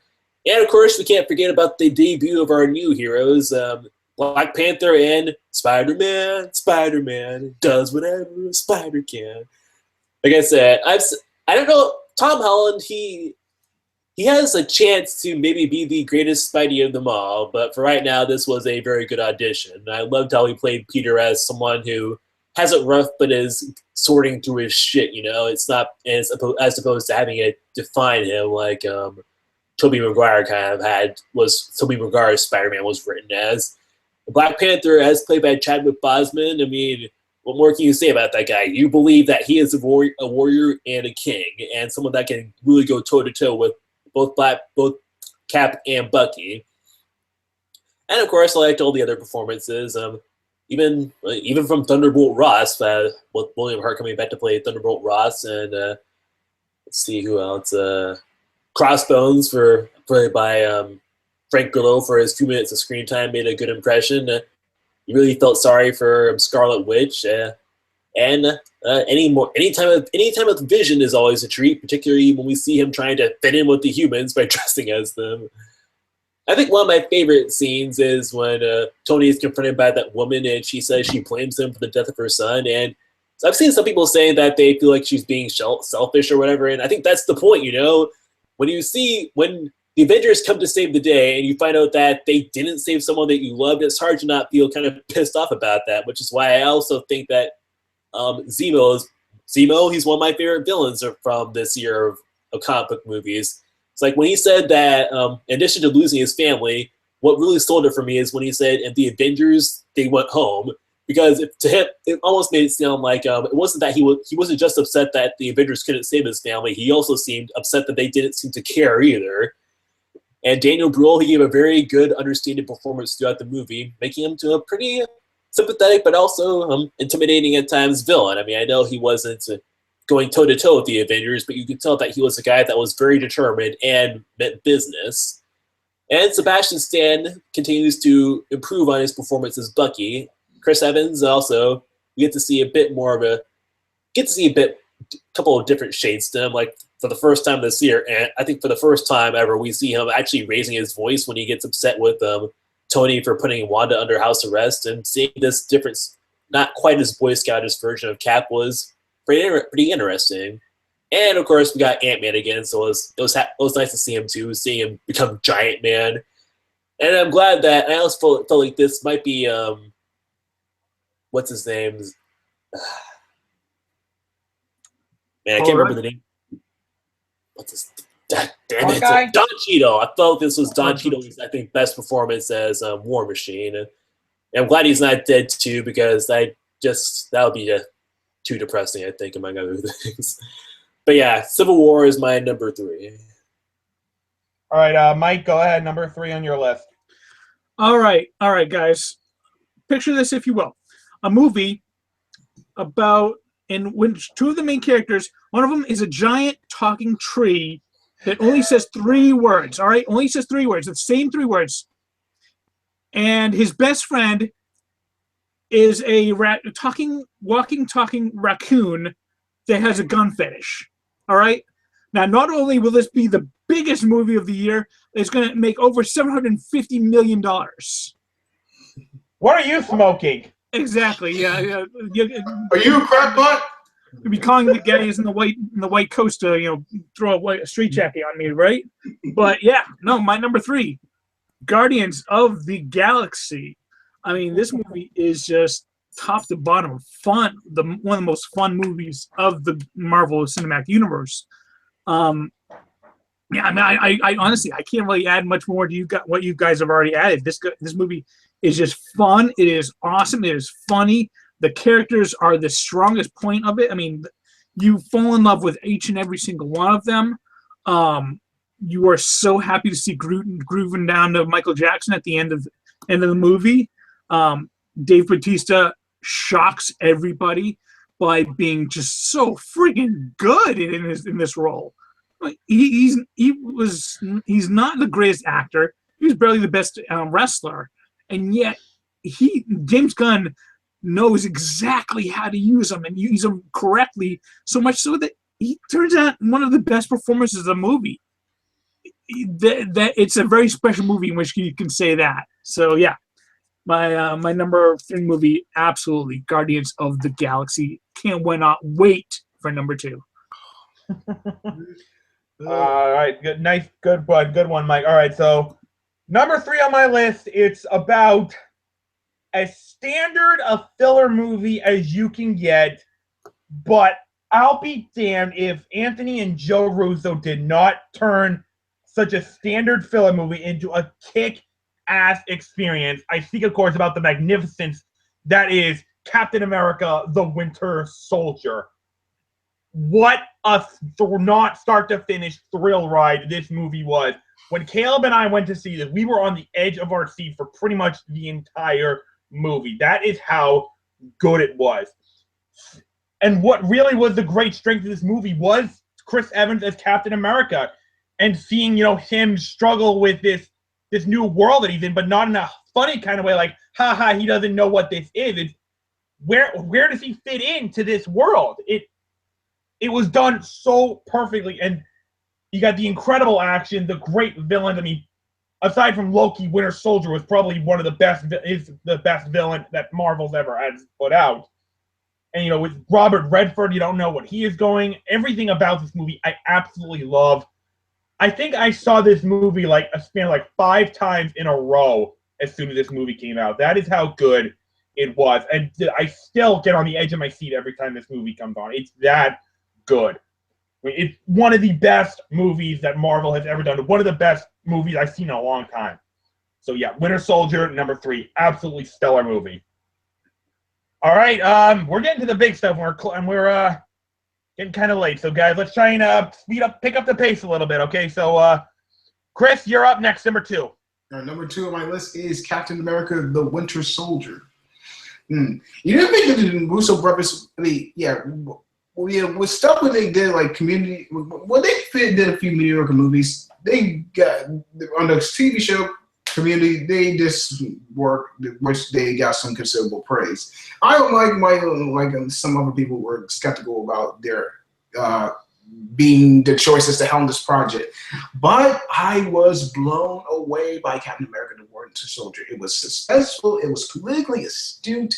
I mean, it doesn't feel like a superhero movie. It feels like a actual political thriller, one that was done in the 70s. There's a kind of claustrophobic and very tense nature to the picture that absolutely bowls you over from start to finish. It puts you on the edge of your seat. It is well cast.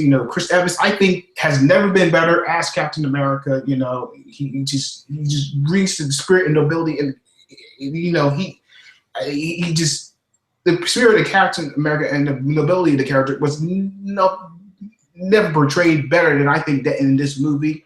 Of course, he plays off brilliantly against Scarlett Johansson. And of course, you got Kobe Smulders. You got the legendary Robert Redford as Alexander Pierce. He does great in a supporting role as the main villain, as one of the villains of the piece. Even his character was okay, but he still, he just did what he can to bring his chops into the role.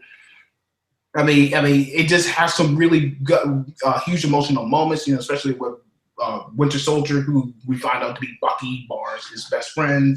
It has some rippling emotional moments, especially on the helicarrier. It just gets you pretty much, definitely. But they put it's how it's great how visual this movie is, and it just I find it to be a dynamic entry in the MCU. So is that number 2 on your list? Yes. All right, sorry, I don't think I heard it. Hey, you know what else was amazing about this movie? It transformed Agents of S.H.I.E.L.D. from a so-so show to a kick-ass show. Definitely. I mean, what else can you say after watching it but, Hail Hydra! No. Never! That was the cultural saying at the time. Oh my goodness. Yeah. Screw Hydra Colton, and go, screw number Grant 2. Ward. Oh my. Go, Colton, number 2. Go. Number 2 on my list is Guardians of the Galaxy. So, like everyone has already said, it is probably the silliest idea anyone could have ever thought of. It was probably the sign that Marvel had officially gotten too cocky for its own good. But they pulled it off. A movie about a talking tree, a gun-toting raccoon, and a hot green alien, and some space outlaw that no one's ever heard of. How could that possibly work? Well, I don't know. It worked, and it was great. This was part affectionate parody and part legitimate entry in the sci-fi universe. And we also got Dave Bautista pulling in a surprisingly, his performance was actually pretty good. Like we've already agreed on. Like when he said that, when he called Peter an honorable man, and then said that he would fight with them, and then hopefully see his wife and daughter. I actually, felt so. It kind of got me right here, It's like Drax is now one of my favorite characters in the MCU. Well, in general, all of them are. I think this is probably one of the best team movies in the MCU, as almost everybody feels. I feel like there's a good balance between all of them compared to like the Avengers, how some of them are more important than others. With this movie, I think everyone is more or less on an even playing field for the most part, at least. And of course, we can't forget about the iconic "We Are Groot" scene, where Groot finally says something almost different as he sacrifices his life, temporarily at least, to save his friends as Ronan's ship crashes. And originally I didn't think much of Ronan as a villain, but I actually kind of like him a bit more now. He's a villain that's completely motivated by racism, as he hates the people of Xandar. And I just love the scene where he basically tells Thanos to take their partnership and shove it, and steals the Infinity Stone for himself. You can tell Lee Pace is just having a total blast playing this character. That's like something straight out of an old movie serial almost. I will rain 1,000 years of Kree justice on Xandar and burn it to its core. And then Thanos, I'm coming for you. That's Flash Gordon level acting right there. What'd you say, Chris? I said that's Flash Gordon level acting right there. And of course, we also had Gamora's sister Nebula to sort of balance out Ronan's hamminess. She's one of the better villains in the MCU, though. For all we know, she might pull a good guy turn in the sequel, and that remains to be certain. But I liked what we got with her. And Chris Pratt, in addition to having a lot of great wit and charm, he could show that he could pull off the emotional stuff as well. Like that brief scene where he sees his mother again when he's holding the Infinity Stone. You can tell he's ready to, to start. You can tell that he's ready to start bawling in that particular instance, before he then takes Gamora's hand to share the power of the stone.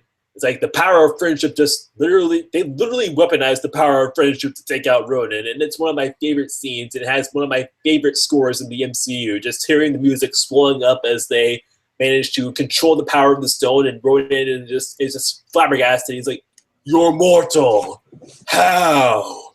And then Chris Pratt drops one of the best one-liners in movie history. What'd you say, Paul? And then the Guardians of the Galaxy, bitch. Yeah, Chris Pratt dropped one of the best, greatest one-liners I have ever heard. Said it yourself, bitch. With Guardians of the Galaxy. And then, bam! Infinity Stone is unleashed. Ronan is completely obliterated. And then when Gamora then steals the stone back to normal, I really felt like something big just happened. It was one of the most intense scenes in the MCU. But of course, we can't forget about the moment that led up to it. Dance off, bro. Me and you. It's on! It's like he's just weaponizing the fact that aliens don't get human customs, or Ronan is just totally confused. He's wondering what the hell is going on here. Himself. That's the thing. What'd you say, Paul? He's full of himself, and he's so egotistical he couldn't figure out what Star-Lord was doing. That's what it was.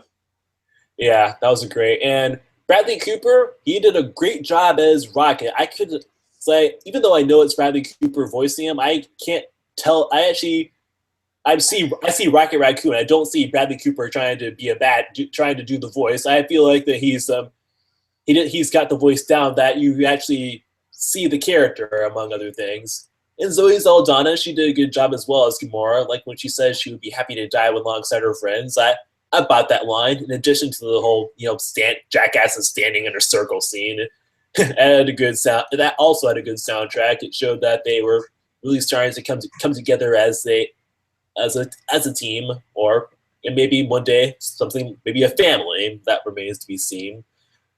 But yeah, Guardians of the Galaxy, I love this movie. It's number 2 on my list. And it also has maybe one of the best, has another great post-credit sequence. Why do you let him look you like that? Gross. Howard the Duck. I mean, who would have thought we'd actually see him in this movie? And once again, Marvel is giving a character that got screwed over in the past and gave him something, made him awesome again. In this case, it only took 2 lines for our people to love Howard the Duck again. I wonder if they're actually going to do something with him. No, don't. It'd be worse than what George Lucas did. You know what? I would not mind seeing him again in Guardians of the Galaxy 2. I think he could fit there.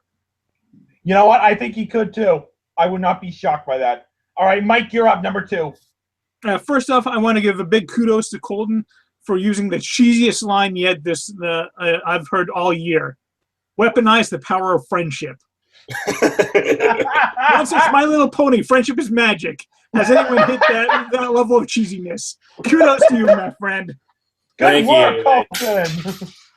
I applaud you, sir.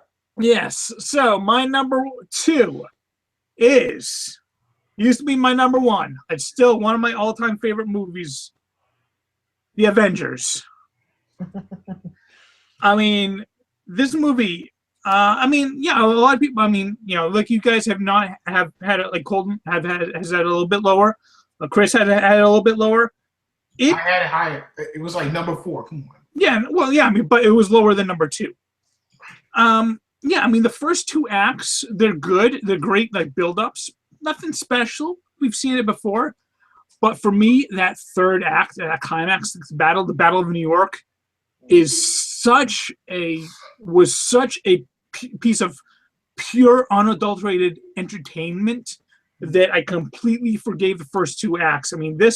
Every single moment of that third act just had utter joy and excitement and fun, and it was just a blast to watch. Right from the moment the portal opened, we got like the puny god, we got all the battle plans by Cap. We got Thor lighting up the portal with his lightning. There is nothing in that third act not to love. It was just, there was so much good in that one bit that I completely overlooked any flaws that the first 2 acts have. Granted, I can fully see why people would have it lower, but for me, that third act is something so special. It easily took them. It was easily my number 1 until very recently, shall we say? But I'll get to that in a moment. So yeah, my number 2 is The Avengers. Well, Mike, I think, I said it before, and I'll say it to you again, good sir. Great minds think alike. Number 2 on my list had been number 1 before, but now it's dropped to number 2. It is The Avengers. I don't think I can add any more to what you said, other than as far as dumb, fun summer movies go, this is the best one I've ever seen. From the moment all the Avengers get together, it is nothing but one-liners and explosions. And unlike the Transformer films, you never get sick of the explosions. The explosions work in this film. Michael Bay, take a lesson from these films. Kevin Feige knows how to do explosions. Does he ever take explosions? No. They're Marvel explosions, and they work.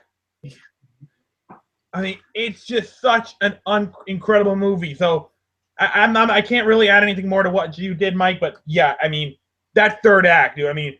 From seeing the Avengers come together, that epic score playing, I get the chills every time. That one scene, just play it over and over again. It's glorious. That's It my is ringtone absolute, now. pure, unadulterated bliss. So yeah, Avengers #2. I know some of you might be like, that's been #1 all the time. What could have topped it? You'll find out. All right. The Sylvester Let's, story is my ringtone, actually. I should see if I can make that my ringtone. All right, let's go, guys. Chris, #1. Let's go. Let's go. Go. My #1 is Captain America: Civil War. Yeah. I mean, All right. Yeah, I mean, the Captain America: Civil War is the perfect finale to the Captain America trilogy in the MCU. It is it's such an electrifying, intense entry. Definitely, it's just like, and the character, you have some, it's saved by brilliant character moments, some wonderful writing, and you have some wonderful writing here and there, and and some great performances, especially between Chris Evans as Captain America and Robert Downey Jr. as Iron Man. Their beauty enmity is brilliantly portrayed. You can see the brewing idea. You can see the ideologies butting heads, most definitely, to Cap saying superheroes shouldn't be registered, to Tony saying that superheroes should be registered. That conflict was done in such a compelling fashion. You could keep your eyes on their interactions as they spar verbally and yes, physically, as to these accords that could tear the Avengers apart. And in this tearing apart by the Avengers, you can feel the impact of that. Like I say, each of the you can feel a movie like this could be overstuffed, and it has a larger cast with it. But it's like what the Russos did with Captain America, they give, and what the Russos did in Captain America, which is Soldier, and with Joss Whedon did the Avengers, they give each character their due. There's some great moments. I mean, particularly, here and there. I do still find it funny that Vision is wearing civilian clothes. I find that a little odd. I mean, but it was, there's some great humor here and there. Of course, you got, a memorable entrance of your favorite friendly neighborhood Spider-Man, played by Tom Holland. It's a Cap, big fan. He's just, he just brilliantly plays Spider-Man as somewhat naive and inexperienced, and when it comes to when he's in this league of big players, it's actually very believable of that. Of course, you have that great climax with Cap and Iron Man fighting. You can really feel the how this fight just shatters everything. There's a profoundness in it, that was that resonated with me, And they say people say that this movie doesn't have consequences. It has consequences. Bullshit. Yeah, it does. Are torn apart and destroyed. And it's just like, yeah, it's just like it's a much more mature movie. People say Marvel movies are lighthearted and have no consequences, just have full of no risk. Watch this movie and see what you get out of it. It's just a dynamic follow-up to Winter Soldier, and it closes it tenfold. Indeed. All right, Colton, you're up. #1. #1 on my list is Captain America: The Winter Soldier. Okay, this is a movie that holds a special place in my heart where the Marvel Cinematic Universe is concerned. Because up until The Winter Soldier, I was kind of just rolling with the MCU, just watching the movies and waiting for the next Avengers film. But when Captain America, I was not very, like I said, I wasn't all that impressed with Iron Man 3. Thor 2 was slightly below average. But then Captain America: The Winter Soldier came out, and I was blown away. Suddenly, I was fully on board with the Marvel Cinematic Universe until the end of the line, to quote Captain America and to quote Bucky. Speaking of which, I loved how this movie took things that weren't fully developed in Captain America: The First Avenger and really ran with them in this movie. For example, Cap had to quickly freeze himself in order to get into the Avengers. But now we found out that him having to quickly freeze himself and all that jazz might not have been the smartest idea, because because as Cap wasn't around, that allowed Hydra to cut off one head, two more shall take its place, and they were able to grow within Shield from almost day one, thanks to Zola being recruited into Shield, as they thought that they could make use of him. But he was the one that did the manipulating, though, in order for Hydra to grow a beautiful parasite, as he stated. And I also loved how they, upped the action. This was I think the first MCU film I saw where it felt like the villains were legitimately trying to kill our heroes. Like when Nick Fury is going for his drive and then gets ambushed by all those cops and they pull out their guns, it's like, holy crap, Nick Fury might actually be screwed. And he just barely makes it out by the skin of his teeth, only for Bucky to ambush him and blow up his car, and he barely gets out of there alive. And then there's the fight sequence between Cap and Bucky during the highway sequence. That's my favorite fight in the MCU ever. Like they're going at it. The editing just is perfect. It really shows that these are two people at the peak of physical condition that are not giving each other an inch, and they only stop when Cap sees that Bucky is the Winter Soldier. And then we get the next twist, which is, who the hell is Bucky? Now I will admit that I would have liked for Cap and Bucky to have shared a few more scenes before the climax, but what we got was still pretty good, especially during the end when Cap has to convince Bucky tries to convince Bucky to break out of the Hydra's brainwashing. He said, "I'm not going to fight you, Bucky," and Bucky's like, "You're my mission." He starts wailing on him, and Cap says, "Then finish it, because I'm with you till the end of the line."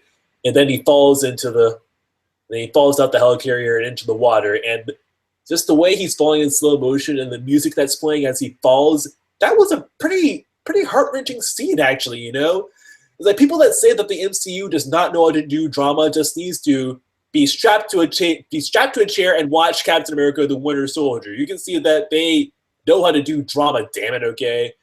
And in addition to that, I also felt like this was also a movie where the team interactions were a bit better than the Avengers. We got Cap forming a friendship with Falcon, played well by Anthony Mackie.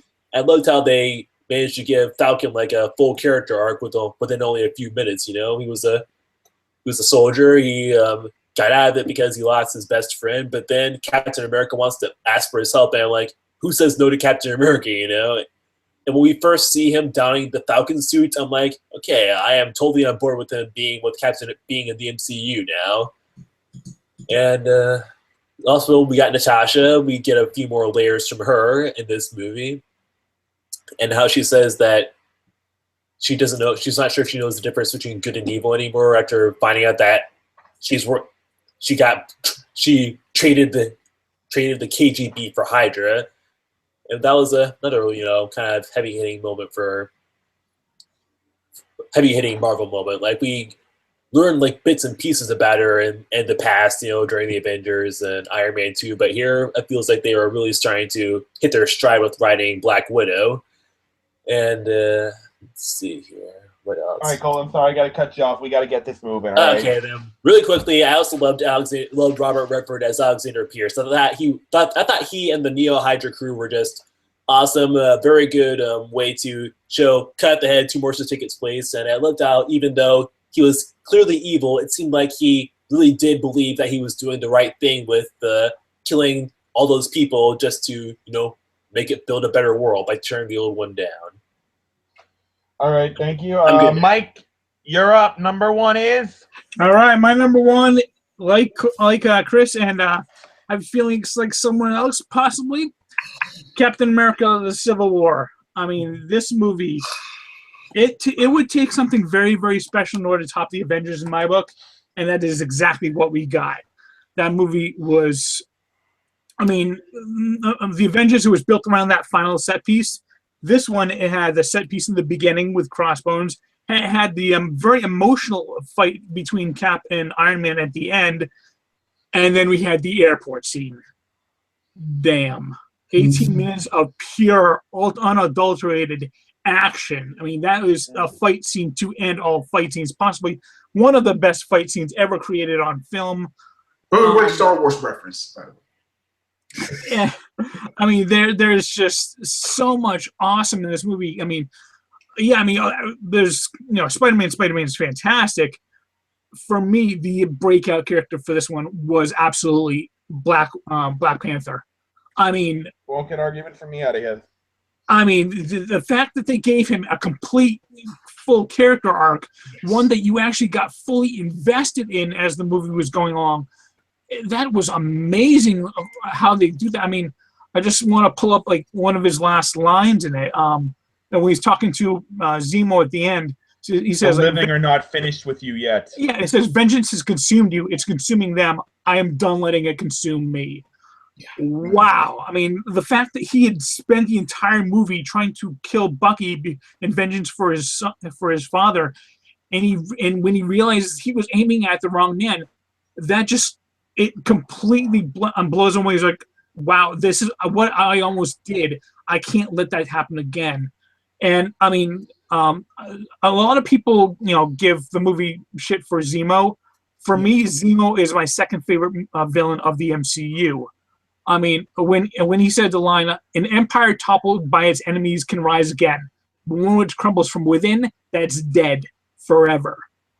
That is someone that knows how to defeat an enemy. I mean, and to date, he is the only Marvel villain to have succeeded what he intended to do. Nobody, not even Ultron, this super powerful android, was able to kill the Avengers. That is exactly what Zemo did. That, holy crap. Go ahead. Yeah, I mean, and my favorite line, the one that had the most emotional impact for me, right at the end when Cap and Iron Man are fighting, Cap says, "This won't change anything. I don't care. He killed my mom." Yeah. Wow. That had more dramatic weight. Those moments had more dramatic weight than a movie with a moment in it that's Martha. Oh yeah, That's that was so much better than that. That was a dramatic gut punch. It fit the scene perfectly. It told you exactly. I mean, Cap wasn't going to give an inch protecting Bucky. Iron Man wasn't going to give an inch trying to kill Bucky. Yeah.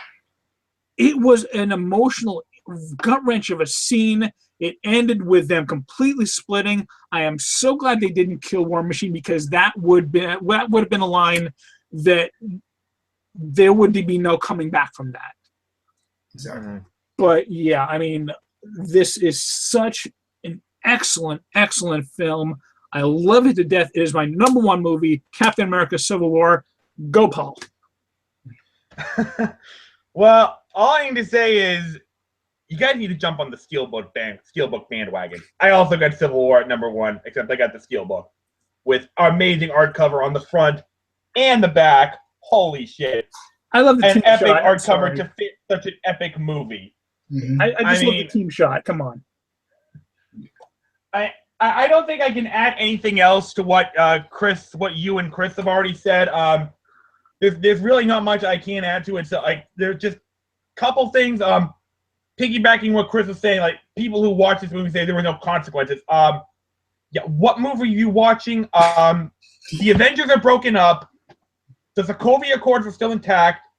Cap is now a fugitive. In fact, he's not even Captain America anymore. He's not. I mean, and then Zemo, I mean, he did what a superpowered android and a god could not do.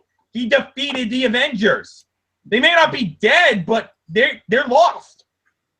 I mean, yeah, there were consequences, but what makes this movie so incredible? Yes, it was dark, it was amazing, so well written, it was intense, on the edge of your seat. But my favorite scene in this movie, and it's one of my favorite scenes in any Marvel movie, and this shows just the genius that Marvel has. Like, even in the darkest moments, there can still be something so naturally lighthearted and funny. It's when Cap and Sharon finally kiss. That great moment. And then Cap looks and sees Falcon and Bucky just staring at him, just going, "Big dog, my man!" Hey, Paul. Like, Bucky had been waiting for this his whole life, to see Cap kiss a girl. Hey, Paul. Can you move the seat forward? No. What? Can you move the seat forward? This No. Come on, dude. Oh no, no. You could have done that Sorry, it earlier. took a second to figure out where you're coming from. So I put it together right away. Your shield, Captain America. So I mean, yeah, that's all I got to add. This film is sheer brilliance, and I'll be honest with you. I don't know if any of the Infinity. I don't know if Infinity War or the other Avenger film can top this. It's going to take something special to top this because that's how good Civil War was. The best Marvel movie of them all, and I didn't think anything could ever top the Avengers. This one did.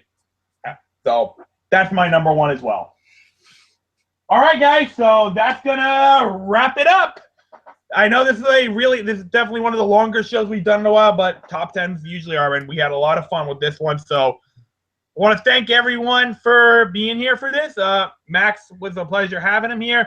Chris, my friend, it was a pleasure having you. You gave us a lot of joy tonight. If I can't force a joke anymore, but still, speaking of the. What laugh? I'm assuming he's going to start talking about Rogue One. That would be my guess.